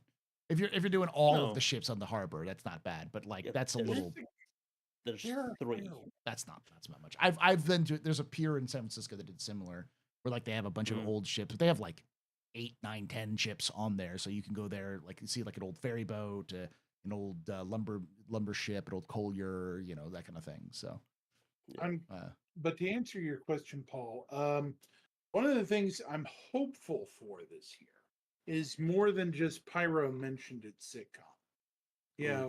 Because we're about preach it. I know preach it, brother. Yes, here we go. Here's the beginning of this. Okay. Pyro has been the central focus of CitizenCon for 5 years now? 4 years? 4 years at least. It's minute. Yeah. I think it's time to move on to the next system. And I do believe we will see some sort of discussion, at least of a system we know is in progress. Hopefully Nick's not going to say anything, not going to lie, because I love Levski. Let's be honest, I love Levski. Man, everyone wants to go home to Levski. Battaglia. So everybody wants to go home to Levski. Levski was so many people's homes, so like so many people want to go back there. I just want to experience the raw, visceral, single-digit frames again, because the game's too well optimized. I want to go back to Lagski. Honestly, though, I don't think we should expect that, because the landing zone itself has been improved since it's been taken off the grid. So many people don't know that. Because it now has a hospital. We know about this in the updates. The cabs were updated. Oh yeah, obviously. And the reason why Lagski was Lagski, because the entirety of Delamar was loaded with the landing zone as well. So yeah. But we'll get to see. Was before object container streaming, before persistent entity streaming. 60 FPS Levski. That's going to be completely. Oh, it's going to be beautiful. And people forget that's just one of the objects in Nyx. There are 3 other planets we know nothing about. And I want to learn about Nyx 1, which is supposed to be a heat-swept, scorched world with the remains of mining operations. Nyx 2, which is a poisonous, Venusian-like smog world. And then you have Nyx 3. I am definitely lagging. That is part of the course for Levski discussion. And it is a ice giant. Now, I've seen some concept art over the last couple of years that Nyx might have moons. Yeah. But let's be honest, a planet is a major astronomical body. Mm-hmm. A moon is still within the gravity well of a planet, so it expands the planet, but it doesn't really add to the giant geography of the system much. Those are like the feeling. Yeah. In terms of full area, it adds flavor to a planet, especially gas giants, because you can't land on the gas giants like Pyro 5. Yeah. All right. So you're generally optimistic, but you want to see more than just Pyro. And I agree. I think I'm with you on that one. I'm looking forward to, honestly, I'm going to go on a limb here. You can call me a copium addict. You can call me a hopium addict. Please do. Remember, comments below for those of you on YouTube. It's all engagement. It's all shush. Don't spoil the game, Darsh. A certain number of likes, and I'll do something stupid. I'm doing stupid right now. But I still think what CIG will do is, because Chris Roberts is a showman. He's always been a showman. I think what they'll do is he'll come up on stage and say, I want to show you the next 5 systems in Star Citizen. And they'll have a cinematic view of all of the different systems, and they'll announce every single system that they plan on releasing on the road to 1.0. And they'll have the some mock-ups of Nyx and Magnus and Terra and all of the ones, so we will know exactly what planets not mock-ups. They'll do an engine tour. Like that's what I mean. Have the Star Engine. Yeah. It'll be mock-ups in the sense that it probably won't be the final version, but it'll be an in-engine with working, like ships flying around, music playing, people walking. You'll see sections of like Terra that they've worked on and that kind of stuff. So, there are a couple of systems that even with 1.0 they won't be able to do due to current tech because they haven't done it yet. They haven't done the legwork. Yeah. A couple of them in our region of space. You'll have to look it up. I really wish we do a captain's table on it exclusively because people are like, "Oh, we're going to have Terra right away." No. Have you seen the prime metropolitan area? It's got 4 satellite landing zones. Yeah. 4. There are 4 landing zones on Terra on the prime zone. So there are 4 different spaceports. It's like it's huge. Terra Tower and stuff like that. That's not to mention like CIG obviously wants to do things like New Austin or Nova Kiev, which are the headquarters of Origin and Anvil. Like, of course they want to do those places because it's cool, and of course everyone wants to see the showroom at Crusader. Like, they want to see the Anvil showroom and the Origin showroom. Those kind of things they want to do. So, yeah. How about you, Darsh? How's your optimism? Are you optimistic? Are you sort of just kind of middle of the road? Are you pessimistic about the rest of the year? Do you think CIG is going to be able to hit all of these? Cup? Yes. How full is your cup? Is your cup runneth over? Is it dry? No, not quite. Not quite. I've always been very I'm slightly optimistic, but slightly reserved. Not. I try not to white knight as much as I did. So I am hopeful. They won't hit everything that I said. Then it's totally to be expected. It was just primarily hype building by everyone when they said that. But no, it's still looking good. Like, especially since you said that they're pretty much like halfway done through all their Shias, especially because nothing got done until the end of the year, and then nothing got done in January and middle of February because they were in meetings all the time. So yeah. If you pay close enough attention to the broad picture of the Star Citizen development, there's always been good progress, other than 2.6.3. No, we don't talk about that dark time. The road to 3.0. Yeah. The times of the beard. Those were dark times. But yes, ever since then, it's always been a good, maybe, its progress pace slows down and then it speeds up, but it's always going forward. So yeah, I kind of understand some people who get tired of the game, but I haven't reached that point again yet. I did do it once. All right. But not yet. Not yet. I'm hopeful. I'm hopeful. Yeah. I'm going to be generally, like, shocker. Paul Shelley is hopeful about the future. I was a little more reserved when CIG kept pushing, like they slashed 3.23 into two patches. Like I called it. People got mad at me for it, but I was right. I'm sorry I was right. I don't want to be right about some of these things because it pisses me off too. I said like 3.23.2. I was actually optimistic. I thought 3.23.2 was going to come out in the end of June, and it's not even an Evocati yet. So, like, I get why some people are kind of super kind of panicky about it. Like 3.24 is now going to be the replacement for 4.0, and we're going to not see 4.0 for another several months and that kind of stuff. But it's important to note that not the entire company is working on 3.24. There are things being worked on in the distant future and the far future. That is what the much made fun of and maligned. What did they call it? People have kind of forgotten about it now, but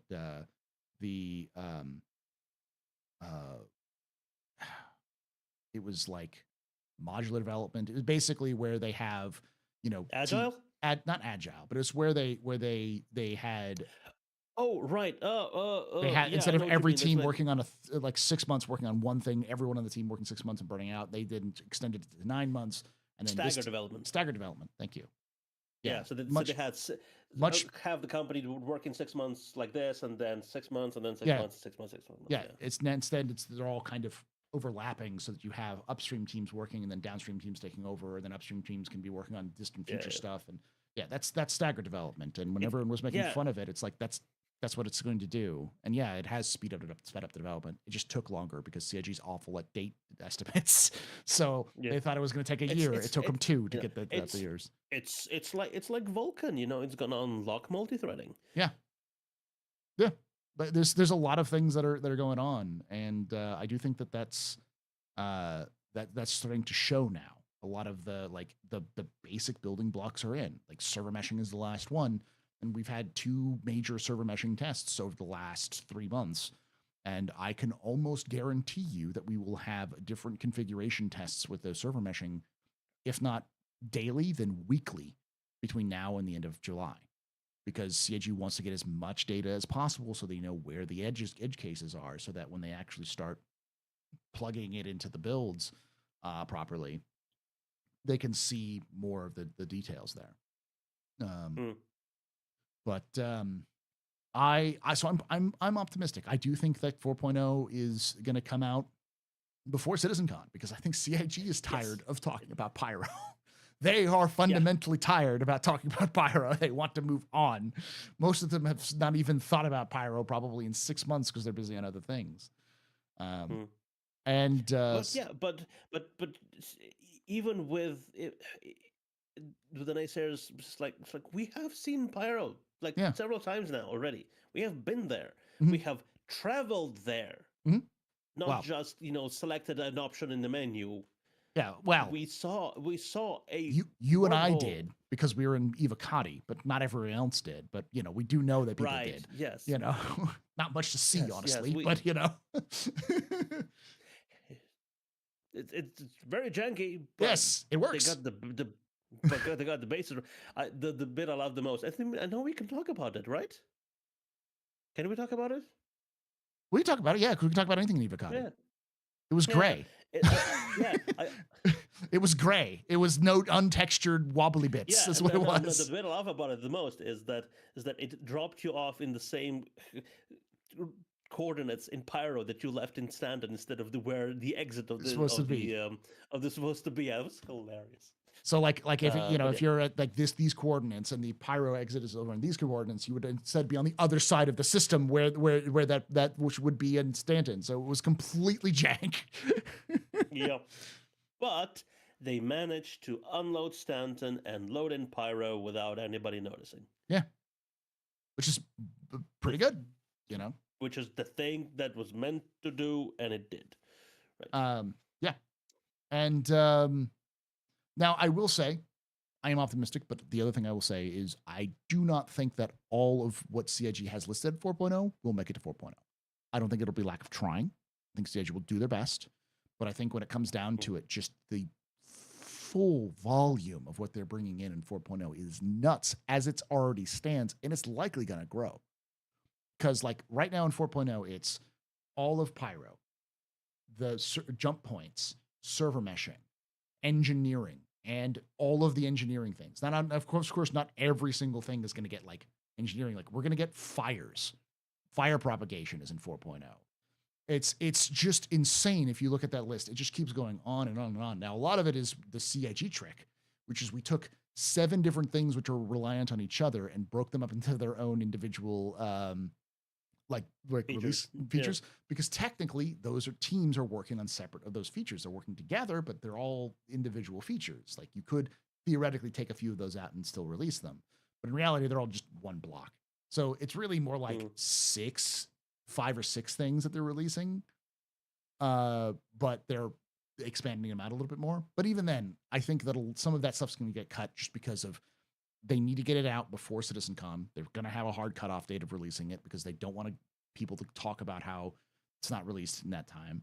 And I think the essentials are Pyro, server meshing, and jump points. That's still huge. That's a lot of new content and huge new amount of technical stuff added in.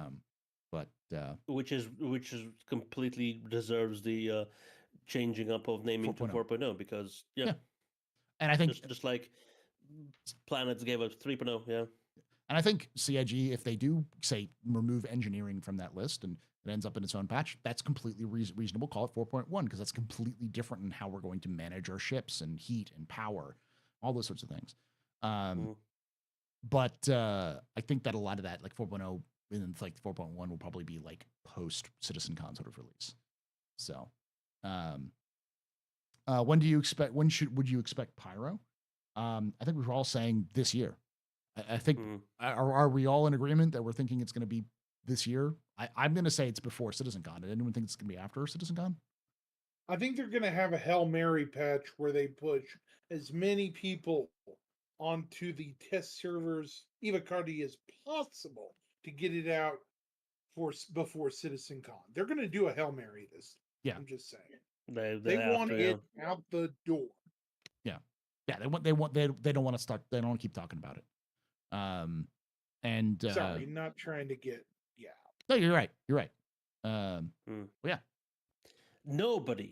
There's nobody in the world who wants another road to Pyro on the No. The sad part about it is that it makes me think like maybe we won't see the reputation update extended to Pyro as a result. Yeah. And I think that's a really quality of life feature that is important for people going to Pyro, because it's going to be, how many people complained about all of the people just waiting outside of stations and just plopping them as they tried to leave the stations. Like there's definitely some aspects I think they're going to get pushed to the side because they aren't technically what they need to get 4.0. So they're just going to push it. And so the conversation will be about, hey, it's in, but it's awful. It's the terrible experience. It's the most annoying experience I've ever had, and that kind of stuff. It might be even really well performing, but it'll still be like putting your face in a cheese grinder because of the amount of players who can just be like, I can shoot people without consequences now. So yeah, and it'll be like that meme from Pirates of the Caribbean. Yeah, first time. Yeah. Welcome to Pyro. Aggressively load shotgun.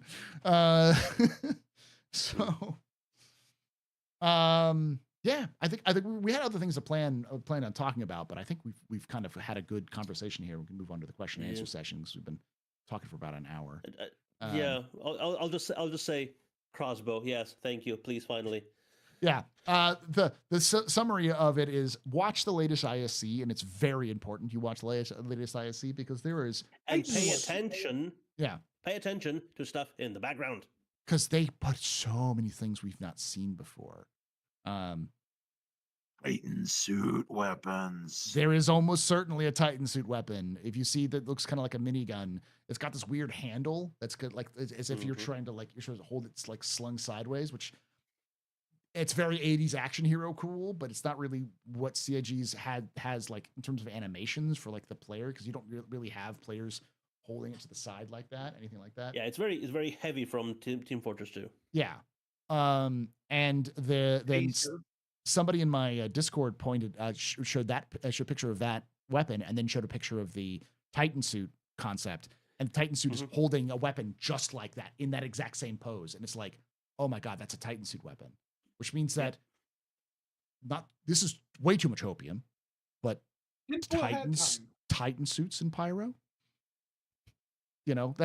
That's one of those things that, because a lot of the other stuff was mentions of like various weapons that are going to be kit bashed weapons for Pyro and stuff like that. So it's like, for those who don't know what Titan suits are, they're like exosuits, kind of like tiny mechs. Yeah. Basically exactly the same as the suits from Avatar. The movie. Similar. Yeah.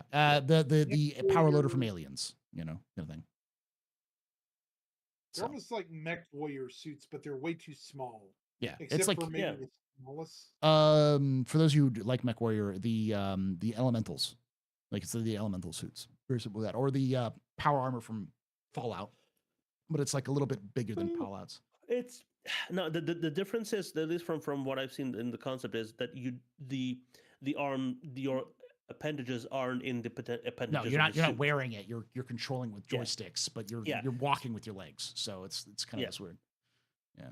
So it's if anyone's seen Atlas, and if you have, I'm sorry, but it's kind of like that. Yeah. What's up, Axis? So it's kind of like a mobile suit, but way scaled down. Yeah, Like it's you have a it's full cockpit and you have head HUDs, sensors. and you have joysticks like you would in a mobile suit. It's kind of like if you hybrided a mobile suit with a normal suit. It's like a normal suit that has armor and then also has controls. So yeah, and it's less armor and more augmented weapons platform. It's less of a I'm a tank and more of a I can carry a size 1 gun with a Yes, at 8 foot tall. see, this is what I was kind of hoping that we'd actually see for the Titan suit is just literally a ship size 1 weapon with some sort of handles so the suit can grab it, and that's it. Not something bespoke. So yeah, maybe still hopefully in the future. On top of that, there were things like there was the stun gun, the preacher arms stun gun. There was the repair tool that they had there in the background. I noticed mines. Yeah, there were the mines that looked very much like the mines from the Nautilus mines. So, you know, so there's a lot of stuff. Watch that episode. It's very, very good. It has a lot of detail in that. Yeah, but also crossbow. That was the big one as well. They showed off the crossbow. It is now a plasma and crossbow. It's ammunition. Yeah. I don't like how it does the whole electric shock thing, and it just if you see where it's aimed and where it hits, it always just goes just like in completely different direction. Yeah. Because I was always hoping that it would just be like, and it's a stealth weapon. That's primarily just a stealth weapon. But now it's got like sparks and makes a noise. And it's Rambo First Blood is what it is. That's why they made that joke at the end. Bringing up about the sound was from the AtsCav. I just realized. Yeah. So it could have been just weird demo stuff. They just reused some effects from the AtsCav. They probably did. Yeah. Go ahead. I noticed that the main featured weapon from Pyro, the little SMG, it's made from the laser SMG. It's made of Pyro multi-tool parts. Yeah, Pyro multi-tool, ASCAV rifles. It's got, like there's a bunch of different parts that they can bash onto it, which looks nice. Yep. There's two modes. Like there's the beam mode and an actual mode. So yeah, and it has like the little it kind of looks like an accelerator module from a Gemini gun as well. Gemini gun, yeah. Except it's red instead of blue. Yeah. But yeah, it's a kid bash and I love it. And there was also like an AK-47 looking thing, and I also love that. And yeah. It almost looked like there was a bigger Gemini sniper rifle in the background too. A silhouette of it, but you couldn't, not the AO3. It was a different gun, bigger caliber. Yeah. Like a bigger brother, like an AO6. I guess 50 cal versus a 30 cal kind of gun sort of thing. Oh, to go against the Bearing LHR6 or whatever it's called. Yeah. So, I could go with that. Yeah.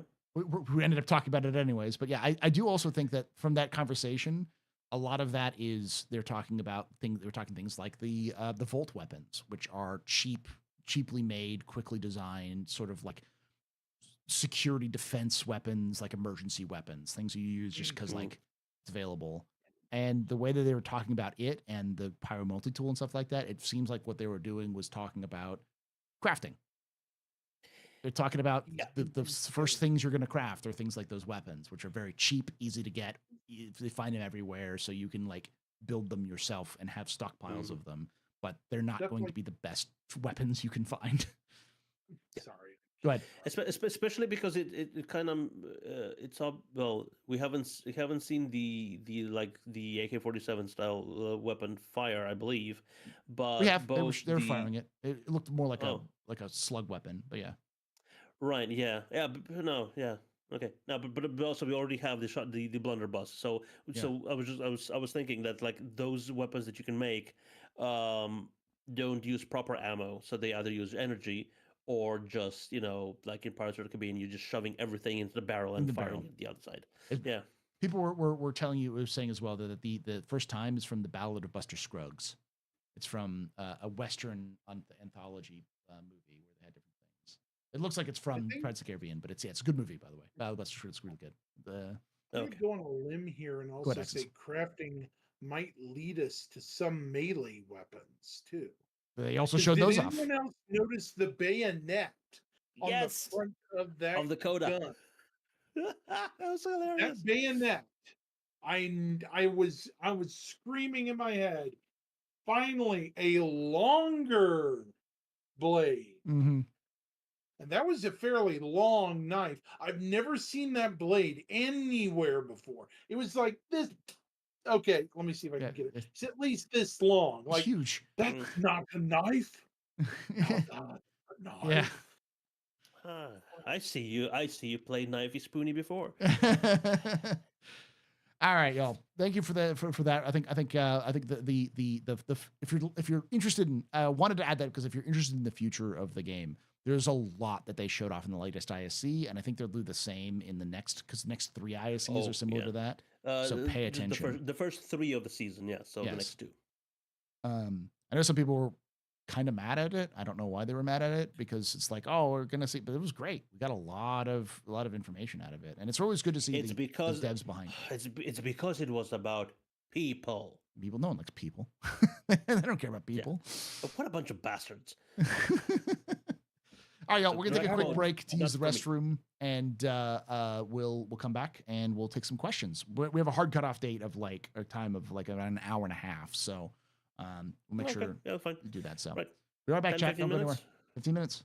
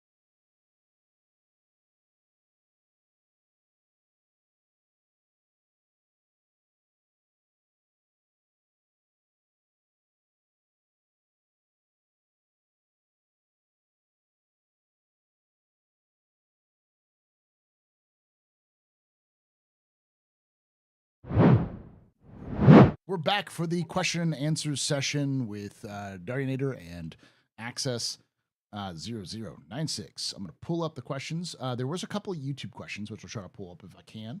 But we have a hard limit of about an hour and 10 minutes. So if we can't get your question, just note that that's the hard limit because I've got things I got to go to. So there was no music, and then I forgot I turned it off. So all right, let's go with the first question, which is from Parker X GPS, who asks, what other systems will likely get the glow up like Pyro, which used to be bigger and more empty in lore?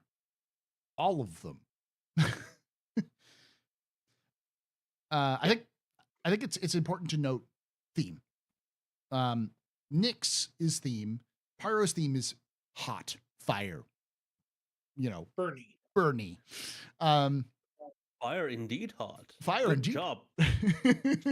Good job, Krunk. Fire hot. But Nyx is literally the name of the goddess of night. And why is it called Nyx? Because there's a dark nebula which intersects the system.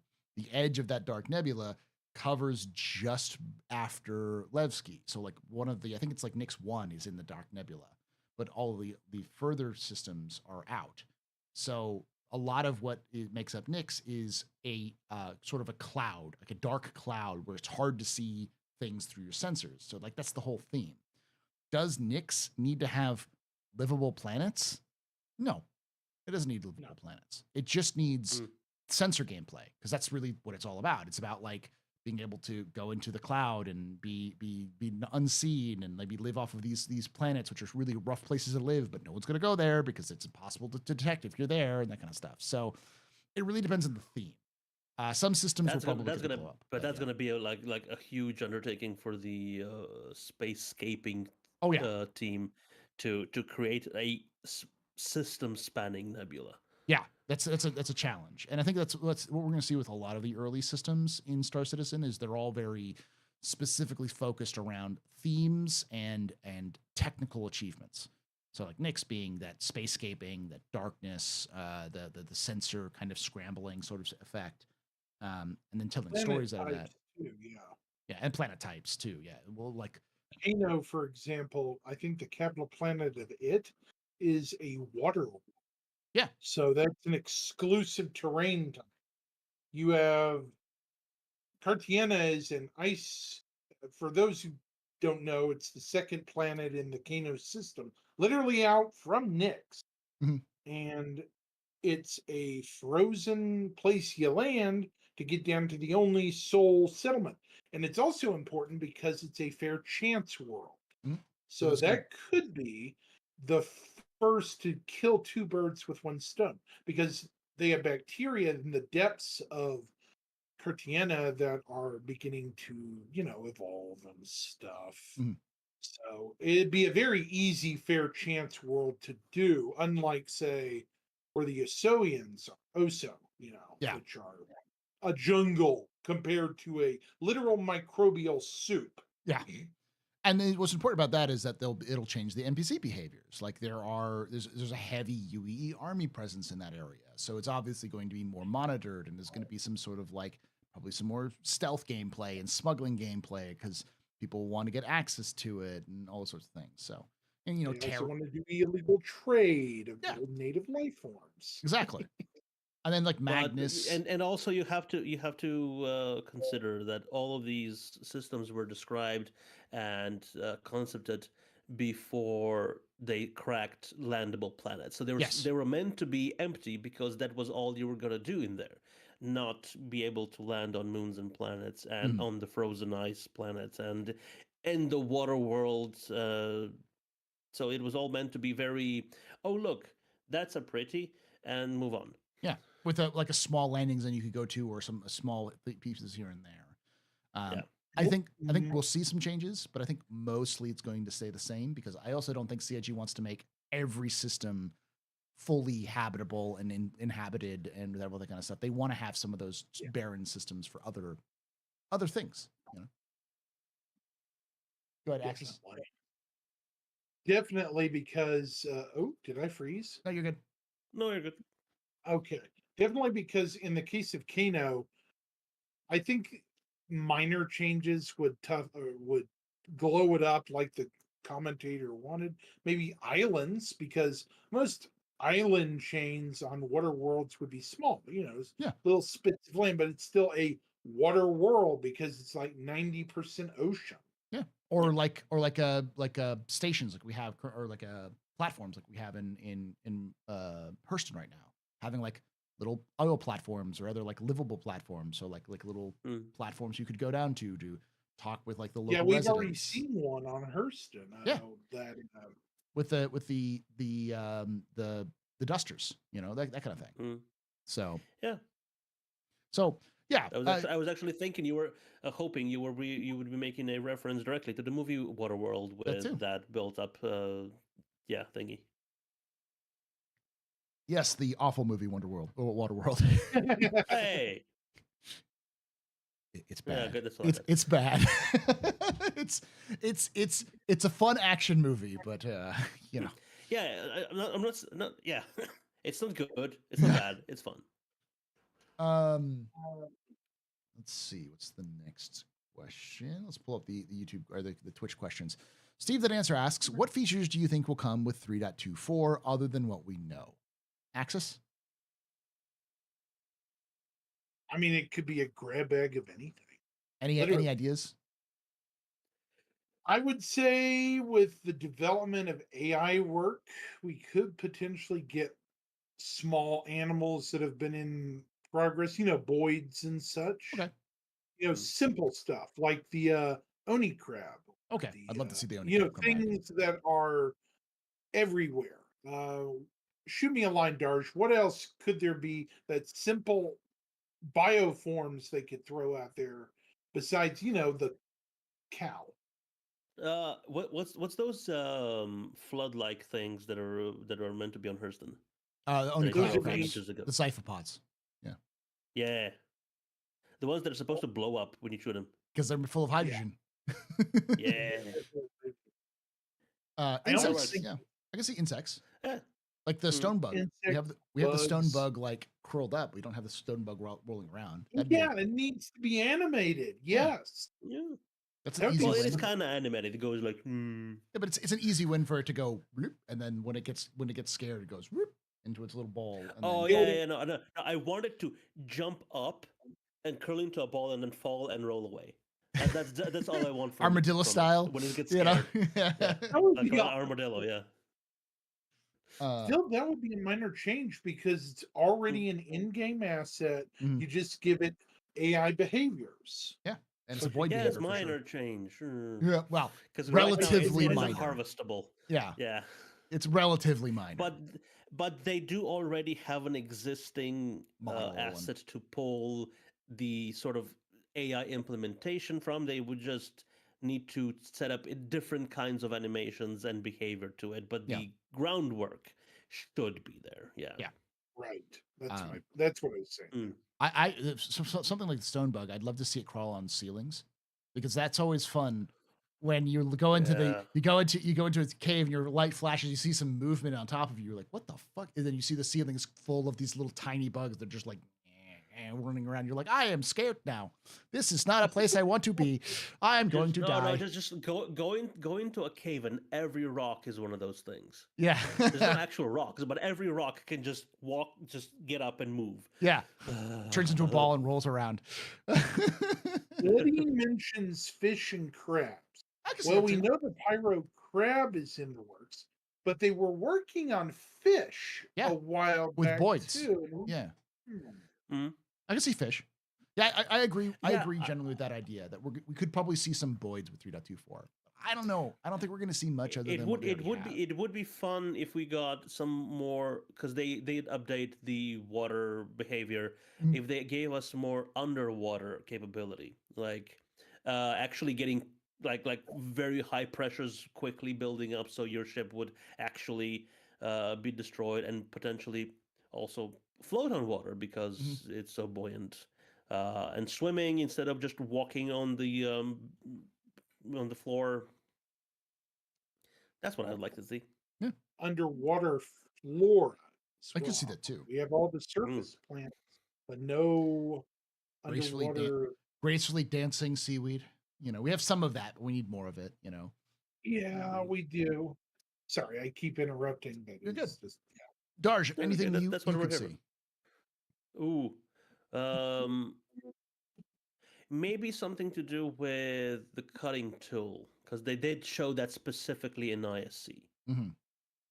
The cutting tool cutting some sort of latch that we know is coming for both Squadron and we already had in Star Citizen at one point. There's only one place I can think of the latch that works, which is on those the derelict settlements. Satellites. Well, it's also in settlements. In settlements. There's a version that has like a movable door, but it's like at the roof collapsed in. I didn't know that what you can do is you can shoot the latches and you can open up and close the door, but you have to crouch and walk through it. So see something like that and add more of that. So yeah. What else? That's not already. Oh God. I mean, I think we're all in agreement that 3.24 is going to be coming pretty quickly because they're already bringing it to Evocati. They're talking about Evocati, and it usually only takes. We're used to long Evocatis. For those of you who are newer and are like, "Oh yeah, Evocati can take months." This is not going to take months. Evocati will probably be a week, if that. It is a pretty big feature with how you pull up ships. But as long as it works, they'll probably toss it into PTU for a little bit more extended. But I think extended would be like 2 weeks. Oh right, yeah, oh yeah. No, before it hits live, it will still be quite a bit. But Evocati should be very short. Yeah. Yeah, and they're people going to iron out the kinks in the PTU, and then. Oh yeah, yeah. It's Evocati is mostly just to make sure it doesn't explode when you log on and it tries to do things, and then so that might be pretty short, and then maybe like a 2-week PTU. Before live to make sure everything's good to go because it sounds like we'll play again. Yeah. And so most people will have access to 3.24 probably before the end of July, even before before it goes full live. It'll probably be July. So might even be halfway through July. Who knows? Yeah, it should be pretty fast. So I don't think we're looking at a if you read current message of the day. They have like a couple of blockers with what is it, just like server stability? Server stability. So client side should be ready to go. Yeah, and that seems to be the big issue for a lot of deadlocks, I believe they were referred to. Yeah, that seems to be the big reason why they weren't pushing the stuff out when they were originally because they knew that it was going to cause a lot of server stability issues, so they stopped and waited until after Invictus so they could iron out those kinks to put them in there. So so who's know? More to the map system, I can see that too, adding more features, stuff that just weren't fully fleshed out with 3.23, so like more points of interest, or actually multi-zone navigation. Yeah, being able to do that sort of thing.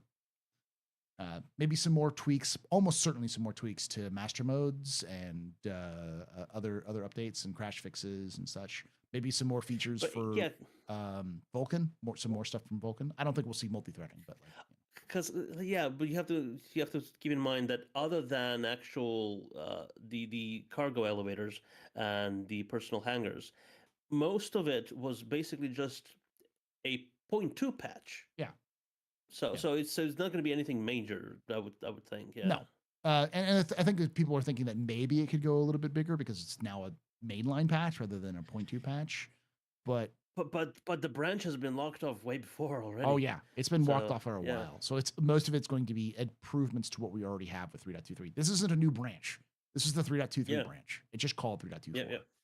So just because of how it's impacting the actual gameplay, not because of the code base. My conspiracy, the most open conspiracy about this is that CIG learned from 3.17 that people will be shitty as fuck if you do major additions with the same code base with 3.17. Because if those of you remember 3.17.2.3, we got the increase the player cap to 150 people, and there was dramatic stability improvements, and there were some significant additions to the 3.17 branch. But all I remember people seeing is saying, one patch this year, lol, only one patch, only one patch. It's like, this wasn't 3.62, this wasn't 263 at all. It's supposed to have been 318, yeah. Yeah. It would have been 318 in any other patch, because like, that's just, but because they said that 318 was going to have these things. They couldn't release 318 until they had those things. No, but they already locked off the 318 branch, and they actually made an INC about it. And it had Jared with a whiteboard and drawing the 317 and 318, how they're related. And and so I think since then we've seen CIG take every opportunity to take a branch and turn it into its own standalone patch, and it works. As much as it's just numbers, so don't really worry about it. It's also it's there's a little bit of PR in that. It's just like, if we call this a standalone patch, we can do it, because it makes it look better when you say we released 6 patches this year rather than you released 2 or 3. Even though some of those dot 2 and dot 1 and dot 2 patches are as big or as important as the original branch, and could be their own branches or their own patches. But yeah, I think there's a little bit of that. But yeah, it's always important to don't get hung up on labels. Labels don't mean anything. As much as people go, oh, well, it does mean a lot, and CIG has put it a lot. CIG has actively told you they don't mean anything for 4 years now. Yeah. Also, I'm a millennial. We don't like labels. Yeah. All right. We've got 4 more questions. So it's a pretty low question day today. The question comes from Manichi, who asks, hello, good captains. Read something about private servers. Is that still coming? As far as we know, yes. In terms of, do we have any information on it? No. That's a good. The last time anyone ever said anything about private server was on the stretch goal page, right? Mm-hmm. Yeah. There's been no news since then. This was it's like, remember how earlier we said that like the reason why a lot of the planets are described as barren is because it was before they had planetary landing. This is also that era. So they said private servers because they thought it was going to be basically what we see Starfield as. Like, Starfield is a great example of what Star Citizen was shooting to be in 2016.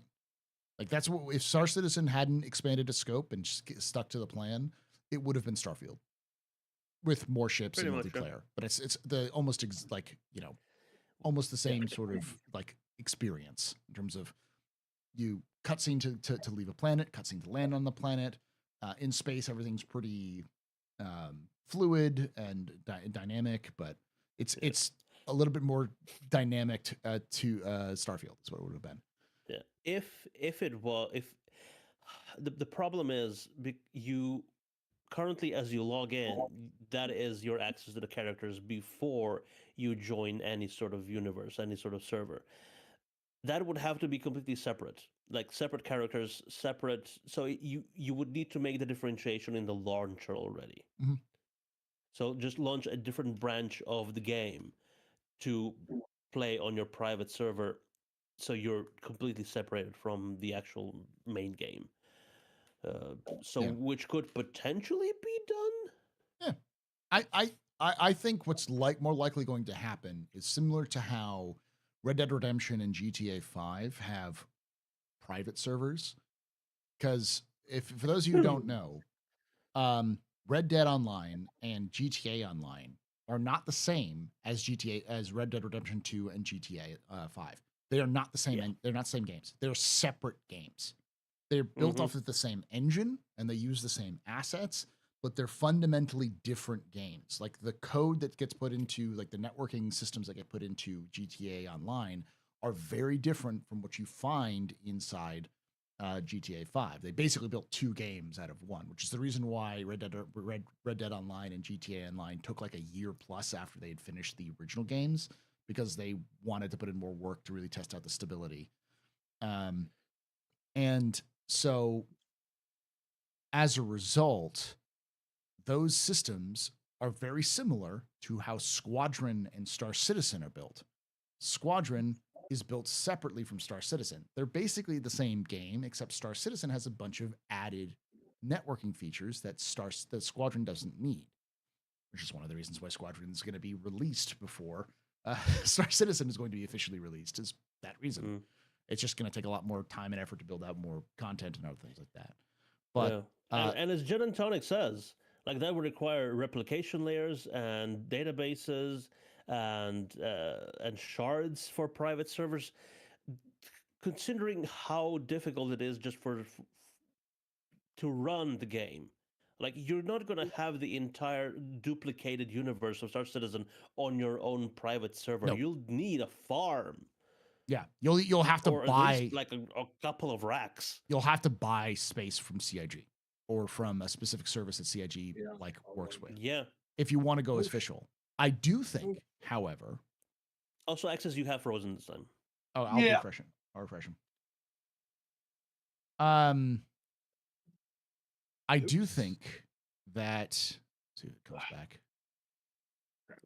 Oh, it's loading. Oh, it's turned into a cat. It's just a void now. There's a spinny circle. Uh-oh. Hold on. And wait, are we back? Back? Hold on. Okay, I think my camera's going on the fritz. Okay. We'll keep you black screen for now then. Access got colony dropped, yes. Try reloading the page for the video. The tab. Camera. Yeah. But got it. Okay. So I think what's going to happen is more than likely similar to the way that 5M and Red M work, where the community basically took the single player game and used that as the basis for their games. I think that was what we'll see in terms of private servers. We'll see a player created private server well before CIG does it. And I think it'll be done. We're back. Good. There we go. That's better. And I think that it will not be the full like galaxy. It'll be a system. It's like kind of what we have now with Star Citizen. So like a maximum of like 100, maybe 150 players per server. So as a result, I don't think any private server for Star Citizen will ever rival Star Citizen itself, because it's just the logistics and the back end support that CIG needs to do for what they want to do is so massive. I don't think a private individual can really support that. So at most you'll have different systems selected in the main menu, and there will be no jump point travel between them. So if you have more, like if you're literally connecting to a different server cluster when you want to jump systems, and they won't be connected at all. No, and it'll probably be like, and I think mostly that'll be used for role play.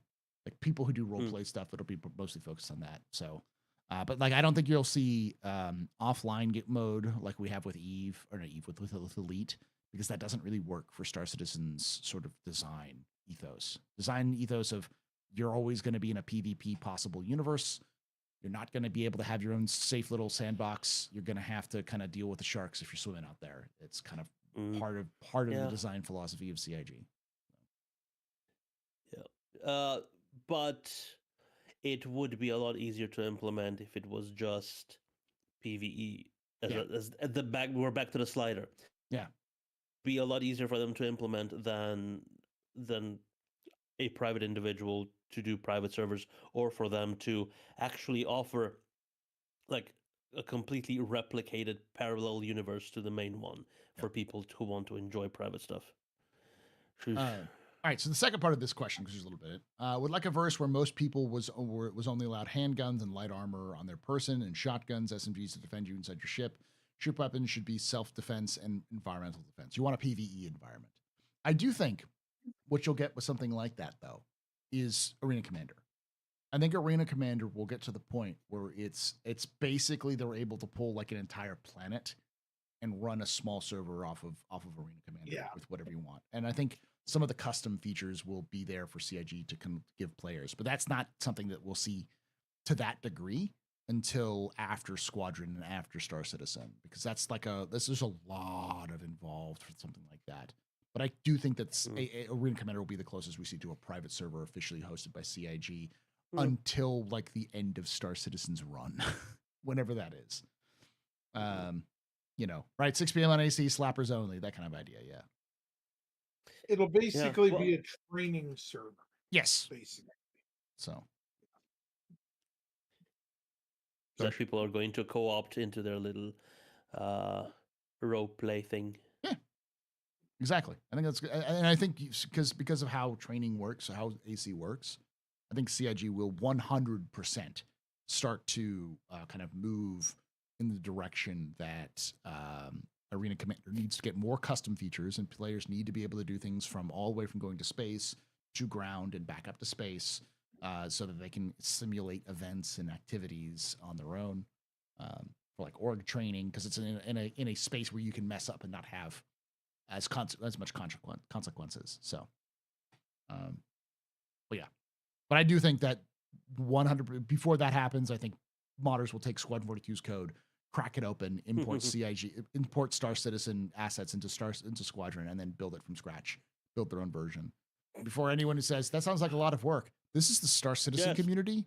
It is a lot of work, but we have there are some. It's not just the Star Citizen community. Just you said before, like the Redem and 5M server stuff that was made by the community from before the official stuff came out, and it's still very, very popular and gets worked on all the time. Oh yeah, gamers, when used the term gamers when used in a positive connotation, sense, yeah, it's a very powerful entity.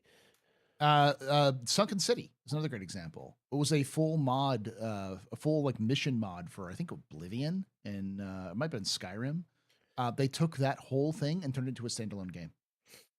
It's a full blown game now, which is out there and stuff like that. There's a lot of stuff like that. Famously, Team Fortress, the original Team Fortress was a mod for, I want to say, Unreal. Quake.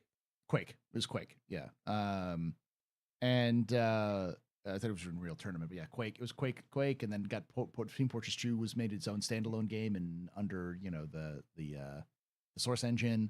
So that sort of thing happens a lot.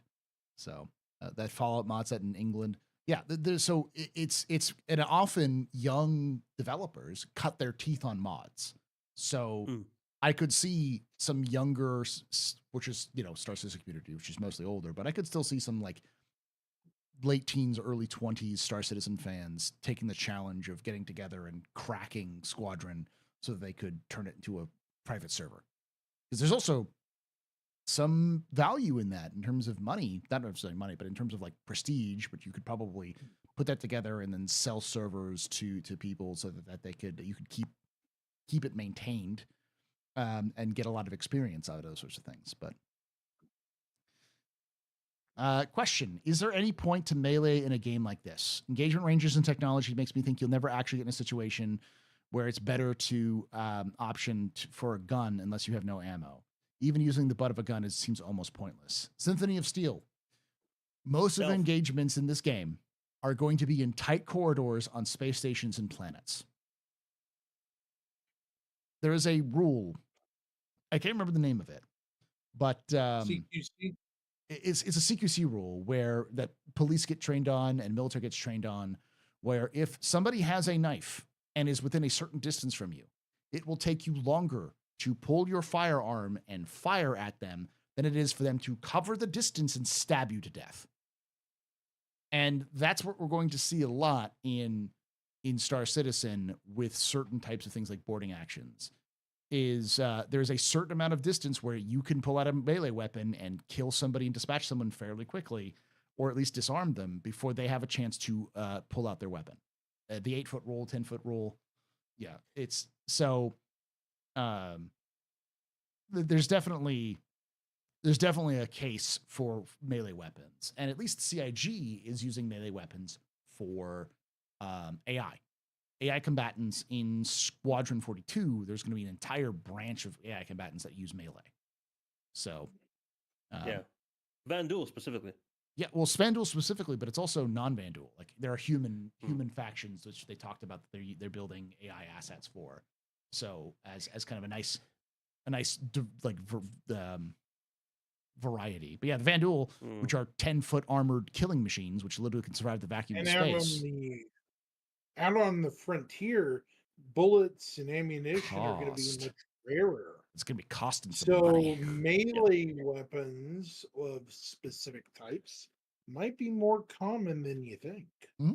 Things like crushing weapons, hammering weapons, slicing weapons, maybe even some more exotic things like electrified tridents, and among other things. You got to remember, I can think of some really brutal ways to die.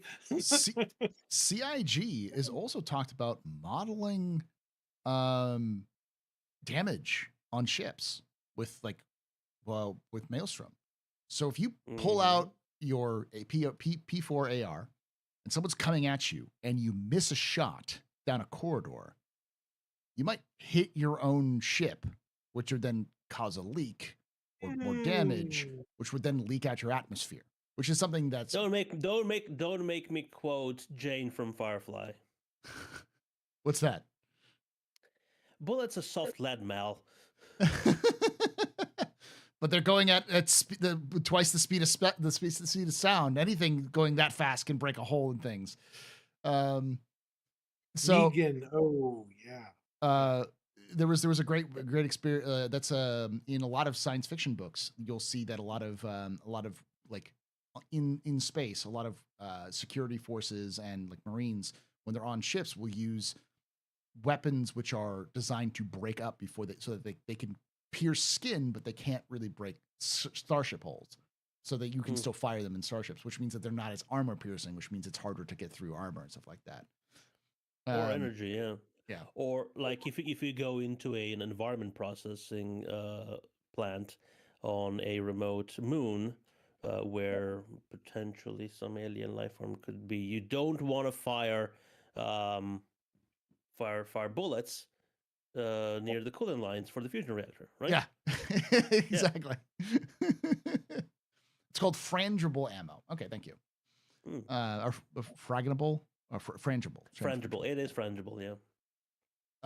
So I've been a big proponent of boarding axes in Star Citizen for a while, because they've talked about having riot shields. So having bulletproof riot shields and a boarding axe, make yourself a Viking in the 30th century. You know, jump out of the front of a legionnaire with an axe with an axe in one hand and a shield in the other, and start screaming "For Valhalla!" and just charging around the ship, beating people up. You mentioned axes. I could almost see them making heat hogs, which are heated up axes. I don't know if anyone's a Gundam fan. I am, but I haven't heard of this one before. So Zaku's, before Xeon used many energy weapons, they used physical melee weapons. And their preferred weapon was the Heat Hawk, a modified tomahawk that was superheated to critical temperatures to slice through armor. Yeah, I can see something like that. And when it hits. It just right through the armor, and it doesn't matter if it's a mobile suit or in this case, a ship hull. Yeah, or a person in a power armor, that kind of thing. Exactly. Power swords in 40K, a good example. That's designed to cut through power armor.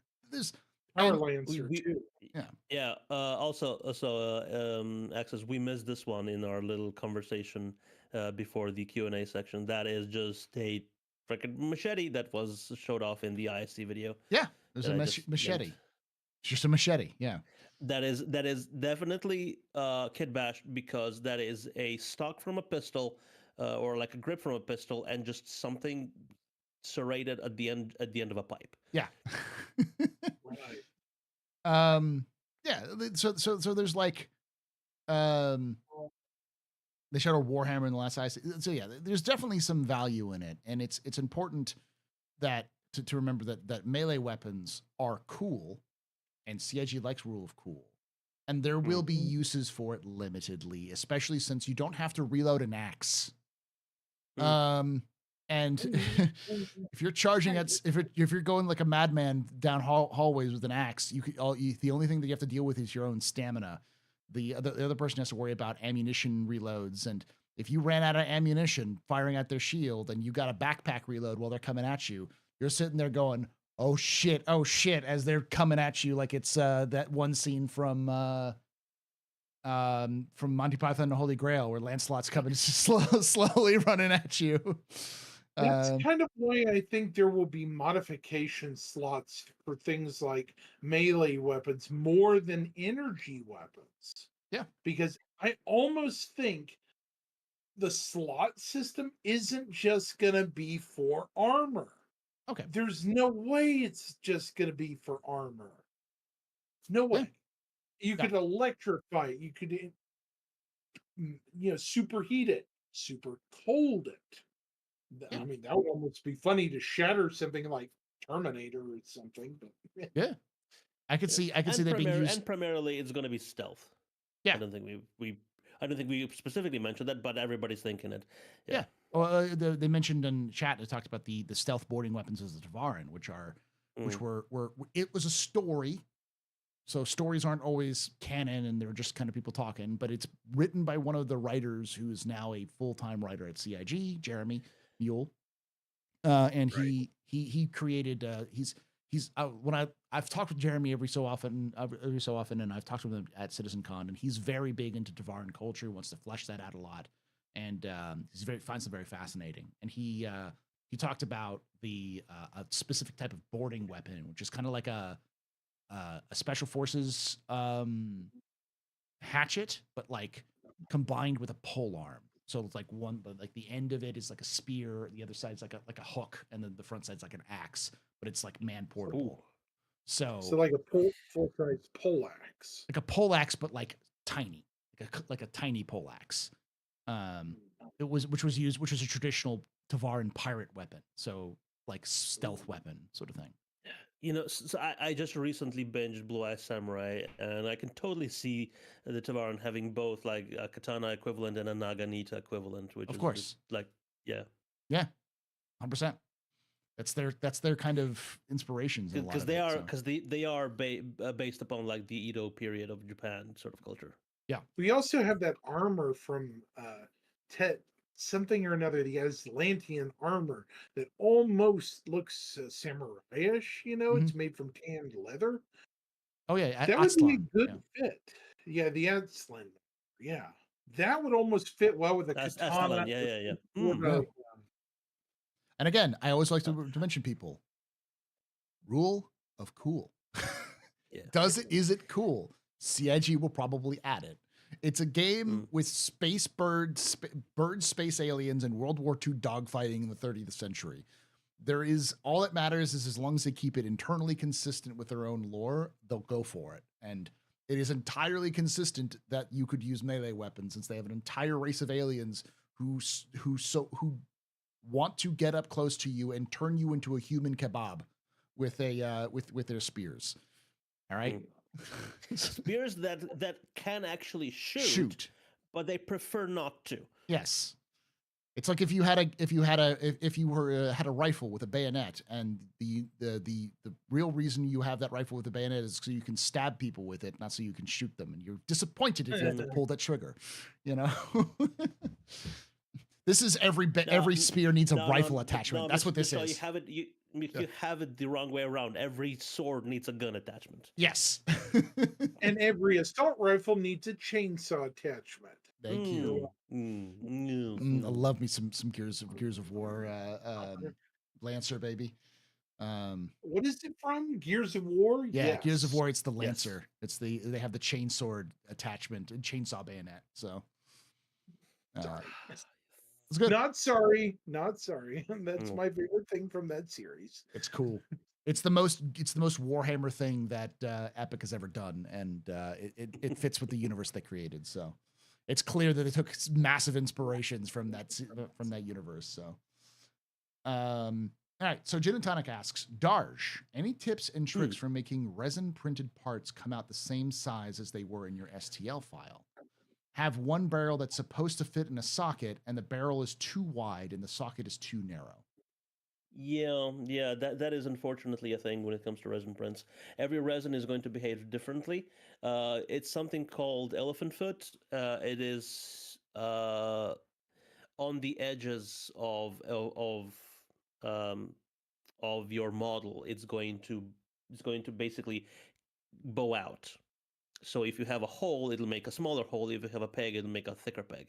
So the only thing you could do is do test prints, figure out how to what sort of adjustments you need, and slicers like Cheetah box slicers um, actually have settings for that. So when they do the slicing, they will actually shrink the models specifically how you tell them to. So they to counteract that, you won't get a 100% replication of what you have in 3D, but you can get close to it. No, it's not. It's not the colors of resins, I believe, because I had the worst issue I had with that was with the transparent one, which was in theory supposed to be least susceptible to that. I honestly don't know. I think engineering resins are the ones that are most susceptible to it. So the ones you want stronger stuff made from. The brittle stuff that is mostly used for surface detail, that would be less susceptible to it. Yeah. So anything that says it's ABS like, that will probably be you'll have more issues with that. And not to poo poo on JRDF, because I already talked to Darj about this, but the can't hear you. the cutter has that problem. I think that was a specifically you think. Can you just take photos of it, how it looks, Sure. and send it to me. I'll see, and then also have them check our stock. So Yeah. it could be a washing thing that it did just because the cutter. I'm so proud of the idea that I come up with, so you can have the engines that swivel on little pegs, but the resin that can get trapped in the hole. Yeah. Where those can, if it's not completely washed out, it can like just make it too small. You can't hear me, Axis? I can hear him. Yeah, you can hear me. Chat, you can hear me, right?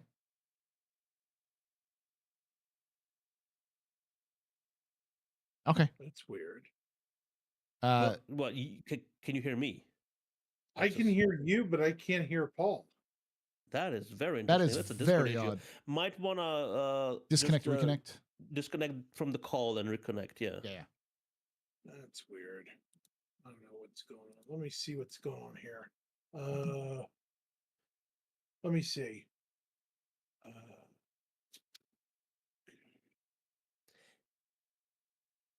If I complain, there's no audio problem. No, Jin, that's not how that's exactly how that works.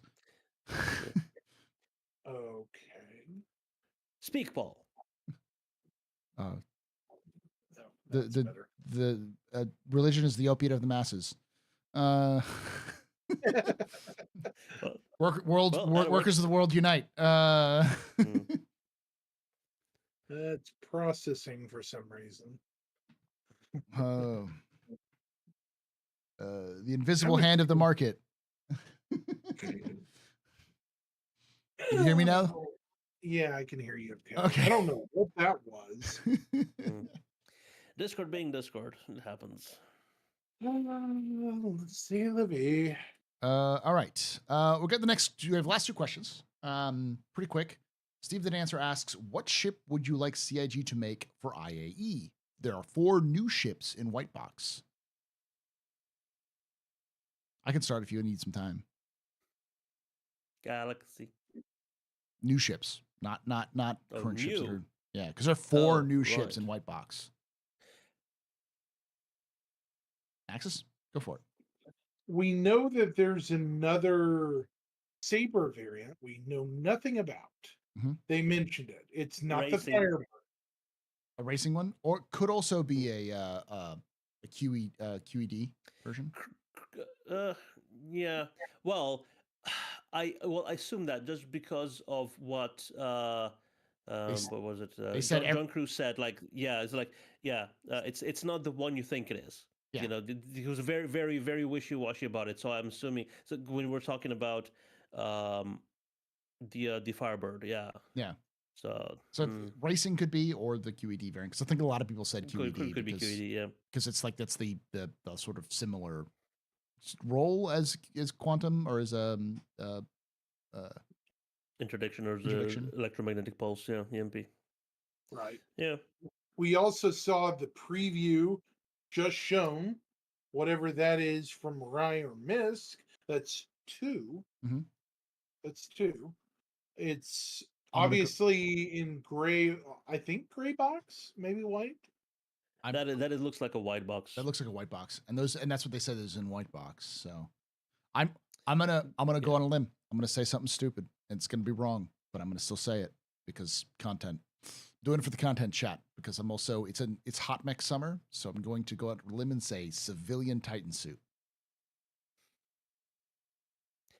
Industrial use only. Yes. But then co-opted in pyro to add guns. Yes. Yeah. So we'll have a Titan suit, and then we'll have a pyro Titan suit variant. And the Titan suit variant is just like it's got tractor beams, or like you can carry a tractor beam, or you can carry a salvage beam, or a mining laser or something like that. And it's then modular. A lot of people forget that about these smaller things. They have hard points. Yeah. So also, it looks like you can carry them. So just like a big version of the tractor beam, you can just pick it up, just be like, yeah. Or you can pick up larger boxes like 1 SCU crates or multiple SCU crates. You can pick them up with your ship with your hands as the Titan suit and just move them. To answer your question, Hook, of course there's going to be a yellow. There went my camera again. We can still hear you, though, so you're good. There went. Yeah, of course, there's going to be a yellow one with an orange spinning light. Yes. Yeah, that would be too stupid not to put out. It'll be orange, not yellow, and it will be from Argo. That'll be the Argo. Argo is known to do other colors though, so it could be yellow as well. Like that's going to be a concierge only version that's yellow. Skin. So you can say, "Get away from her, you bitch." I would enjoy that. That would actually be funny. But yeah. Other shit.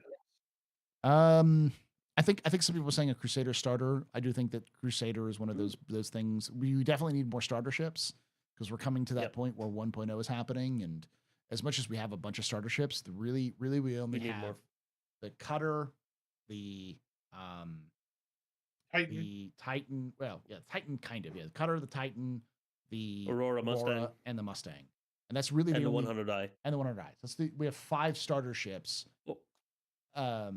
And we have nothing from and the Siulan? The Siulan, yeah, Siulan as well. Siulan and Nomad. Siulan, yeah. Okay. The Nomad would be okay for the under 100 club. The Nomad is basically a borderline medium small, so it's barely a medium. I wouldn't consider it a starter ship though. You might want to restart your camera. And Northern Trooper says Pisces, so yes, that as well. Every manufacturer needs a starter. That's what your CIG says. So which one doesn't? Not? Crusader. Aegis. Aegis does. It has a Titan. Oh, the Titan. Yeah, they do have the Titan. Anvil? Pisces. Anvil has the Pisces. Anvil is the Pisces. Misk has both the Hull and no, Misk doesn't. Your regular. Misk doesn't have a regular starter. They have the Reliant. They don't have the regular starter. Yeah. Reliant's a big starter. It's a two-person ship, and you have the Prospector, which is specialized. You have the Hull, which is specialized. Yeah. Argo. Okay. You have the Vulture, which is considered a entry-level mining or salvage ship. Yeah. But they have the Cutter, which is the starter. Yeah, they have a starter. I could see Argo doing Kruger. one, and Kruger doing one, and Crusader. I don't think Kruger actually just makes sense because the only thing they make is a snub ship and a gun. So if they were actually a fleshed out manufacturer with bigger ships, then I would see it. But they're like the little manufacturer that makes like a little lifeboat for a yacht. Yeah. But like, I could still see them doing, because it's kind of the same way they did with CNOU, where like they just started off with a Mustang and built up from there. I could see Kruger being like the combat starter. You know, like we don't really have a starter ship that's just like pure bred combat vehicle. We have variants of them, but we don't have like a straight up one. I think Kruger being a mean, like, you know, German World War II inspired like plane sort of idea. Gatling gun, yeah. You know, with It's got that huge gun like on the front. or like the Russian designs, which are all like, let's slap gigantic cannons to the side of a prop plane and see how far it goes. That's Drake. Yeah, that is kind of Drake. That is the Lada of Star Citizen. So have you seen the Buccaneer? It is almost as big as the gun it's carrying.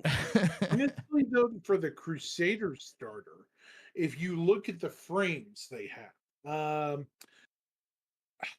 what Access, could they you're recycle? gonna want to restart your camera, because I think it's completely dead right now. So restart the I'm gonna try again. tab. Yeah, well, the Crusader could just start with the shuttle and give John Crew a migraine. Yeah, you just do the shuttle. I am not doing the shuttle again. You just do a small version of the Spirit. You know. There we go. Yeah, either that or if they want call it a shot. C0. They have a C1. Why not a C0? Yeah, it could be it. Yeah, C0. I mean, all they'd have to do is reuse an Ares frame and shrink it down a bit. The Ares is huge. Yeah, the Ares if you is were huge. to follow the inside of the Ares frame, you could basically keep the architecture of the Crusader wing design and still have internals for cargo. If you, what is the word? Thickened it up a bit. Yeah, something like a people carrier. I've always said that there's room for a starter ship that's just designed to carry people from short hops. You know, carry like they're gonna do 5 or 6 people. We need an Uber. We need a Corolla for Uber. Yes, yeah, something like that. Yeah, because we have the Honda Civic, which is the Aurora. We need the Corolla for and we honestly, MISC doesn't really have a starter ship, and I could see MISC if MISC made a starter ship, it would be the Toyota Hilux. The Hilux, yeah. The Hilux. Give it a open bay. You just have a cargo bay and an open back. It's built like a brick shit house. Nothing short of a nuclear explosion is going to blow that thing up. You know. The whole A is their trade starter. It's a profession starter. Yeah. It's a profession starter. Yeah. And it's but you need something that is universal, just for a person to hop around. The MISC Starbug. I approve of this. Oh yeah, make it green. I love the name. Starbug is great. It's a reference to Red Dwarf. Have you seen it? If you haven't, you need to watch Red Dwarf. It's a fantastic series. I've seen the ship design. I think it is what it is, the little bug-looking thing. Yeah, it's got like little thorax. Like it's like three green spheres and then legs. Yeah, and then engines in the back. And engines in the back, yeah. Oh, with the Rimmer AI. Oh god, yes. You can get him. I'm sure you can get the actor to do the to do some voice work. I think he'd be a great oh yeah, he's always up for a laugh. Yeah. Just have him do the custom voice for the Starbug inspired. But no, it need to be a schizophrenic AI with both Lister and Rimmer. Just random pull them out there. All right, last. Oh, sorry. Never mind. Continue. Let's move on. The next question comes from Steve the Dancer, who asks, "How do you think CIG is going to do building tech out with Galaxy or how is CIG going to do building tech without Galaxy or other ships to make modules?" I had a take that a lot of people said I was wrong in saying this, and that I was spreading misinformation, and I'm going to spread misinformation again, because I think it's 100% true. I think CIG is all but confirmed it at this point. Every ship that can do repairs can build things. I agree with this because everything that is, if you're repairing something, you're just building a new part and then attaching it to a ship. They've showed off how that works. It's just 3D printing with lasers is what they're going to be doing. And the concrete buildings that you see in Pyro all really kind of look like they're 3D printed concrete. Yes. Because they're not modules that were built out in space and dropped from orbit No, they're and built planted in and then place. connected to Yeah. others. Yeah. And I'll go one further, Paul. Okay. Blueprints with your tool, you'll be able to build small structures, or at least parts of them, and you might be able to open up, I don't know if you've ever played No Man's Sky, but you unlock tech trees when you get blueprints. It'll be very much like that. You get parts in your tech tree that you can build and progress. Yeah, I agree. I think CIG wants to simplify the game as much as possible because the game is already fairly complicated, and so they want to try to not make two things at once. So I think in the process of building out repair, they also want to make repair and like construction, like the crafting, the same. They want it to be the same thing because it's basically the same thing. So if you simplify the process and do both of them at once, it makes it easier for the developers to make it. It makes it easier for players to understand how it functions. It's just instead of building parts of a ship, you're building an entire ship or building a planet. Right. And all you'd have to do is change the beam color. Yes, exactly. It's super like easier, not super easy, but like it's a small change that requires UI differences, but they already don't have the UI for repair yet. And that's something they're gonna have to do. So magic beams, yeah. I can imagine the reactions. No, but it would be amazing if the Atlas platform actually had it would open up and a huge arm would come out. Yeah, and then start that would be able to just let go the concrete everywhere. Yeah. And I think you'll be able to build small things like weapons or like parts of like paneling for like inside things in those like places like the Ironclad Assault and the Crucible, because like the Crucible is designed to have its little like scarab hanger that's supposed to be detachable. So I could see them detaching the scarab hanger because it's got all of the repair arms on the side and just land down and be like, build a tiny little thing. It's going to be the size of a Hornet, but we're not talking the Pioneer, which is this massive vessel that can build whole entire settlements in one go. So yeah, but then someone flies up to your Crucible and asks you, begs you, please, I need repair services, and you can't do it because you're building a sex dungeon for someone. That person who just so happened to be in the wrong place at the wrong time.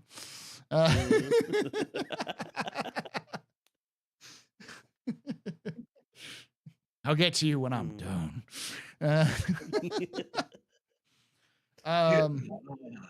Or have a fabricator attached to the Atlas chassis. Yeah, like I think in general, like construction it's going to be easier because they don't have to have the Galaxy to make it. They just need the hand cart pushing thing or the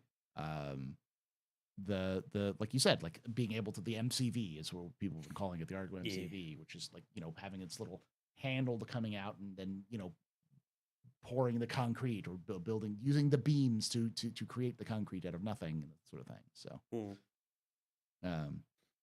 yeah, I think that's the answer. What do y'all think? Do you have any other changes? How do you think they're going to do it without the Galaxy? Yeah, I don't think we'll be able to do anything on foot. But what people don't think about, what I'm most interested about is the actual resource gathering to build the stuff you want. Because even though it's kind of hand waving right now with repair stuff, you still can't make something out of thin air. Even though it's a beam, you still have to transfer material from one to another.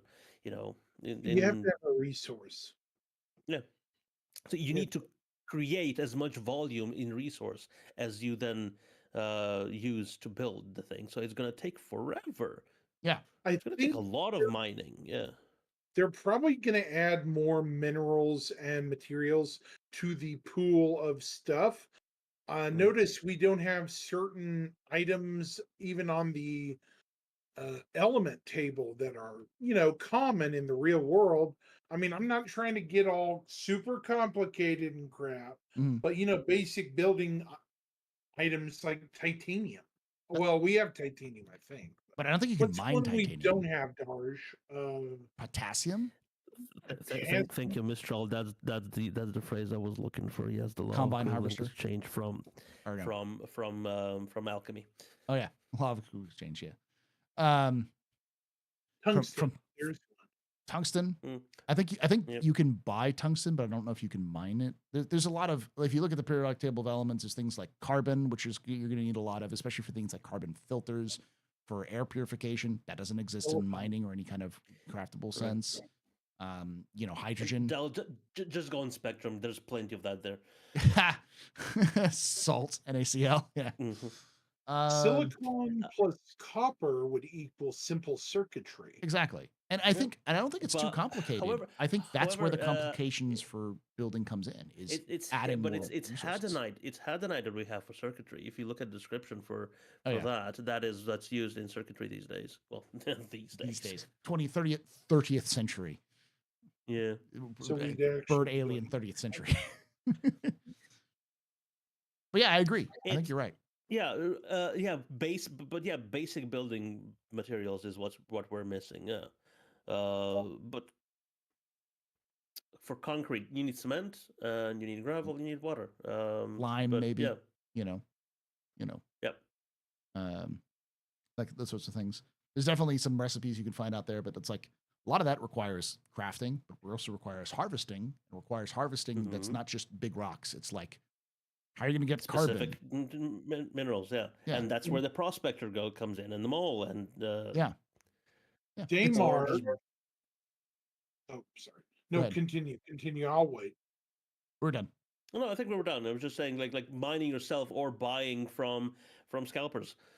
Yeah. Daymar is a good source of not silicon, but silicon dioxide, sand, which makes glass. That's true. Well, basic glass, but if you add certain impurities to it, you can get bulletproof glass. And there's a lot of stuff they can do. I mean, I don't know what our cockpit glass is made out of. Diamond. It's transparent diamond. So we would probably go after diamond. Mm-hmm.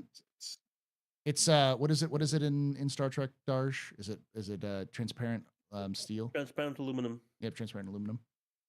So yeah, which was then actually invented.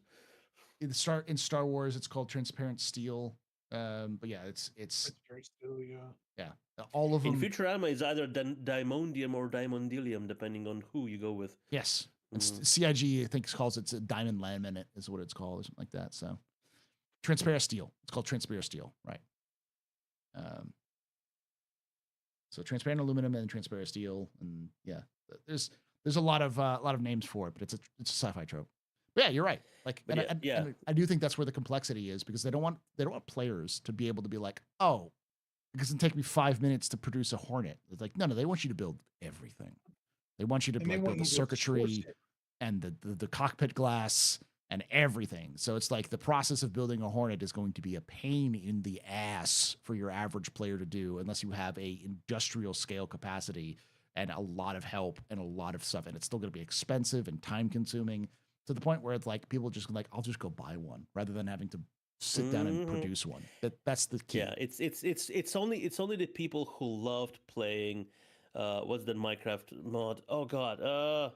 Feed the Beast. Feed the Beast, yeah. In Minecraft, yeah, that was like this huge tech trees that you were able to make stuff, and it's like the people who did those are going to be the people who produce, but the people who just play Battlefield are be the ones who just go buy them. So it'll be a market for everyone. Yeah.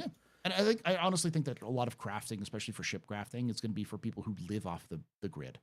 So like you literally cannot go to Stanton to buy a ship because you're wanted there. They want to kill you. They want to throw you in jail. So you have to build your own Idris from scratch, and it's going to suck. Blackjack and hookers. Yeah. That's gonna be a very interesting Idris made out of human flesh and cards. But yeah, Yeah, this we kind of wrapped it up a good solid 3 hours there. Thank you too much for Darj. Make sure you go to jrdf.sc to check out all the stuff there. And then Access 0096, check it out as Access 0096 on YouTube and Twitch, and it's AJ006 or something like that. 096. A096 on Kick. So go check them out there. And if you enjoyed this and you've made it all the way to the end and you're listening to this on the audio platform or watching this after the fact on YouTube, join us live at twitch.tv/TheAstroPub, youtube.com/TheAstroPubLive, on Saturdays at 4 p.m. Eastern, 1 p.m. Pacific, I think. Is that how that works? Yes, 1 p.m. Pacific. To join us live, ask your own questions live, join us in these conversations. And as I said before, I'm always looking for new content creators or new people who do different parts of the community. It doesn't just have to be content creators. If you are somebody who does org stuff, if you're a specific organizer for events or anything like that, and you want to come and talk, feel free to reach out on Discord or on Twitter. I have my YouTube my email address. You can do that there. So feel free to do that. I might get caught in spam. I've had that happen a couple times where people reached out and said, I want to join. And I'm like, well, that was 3 months ago. Why was this in my spam folder? So I will check the spam stuff and stuff like that. So make sure of that. But with all that, I'm also glad that you moved this like 3 hours ahead, because it's now only 1 a.m. that we're ending, not 4. Yes, that's just much better. Thank you for that. Thank you so much for hanging out. Access. By Access. Love all your faces. I will see you all next time. And like I say every time, hope to see you someday in the black.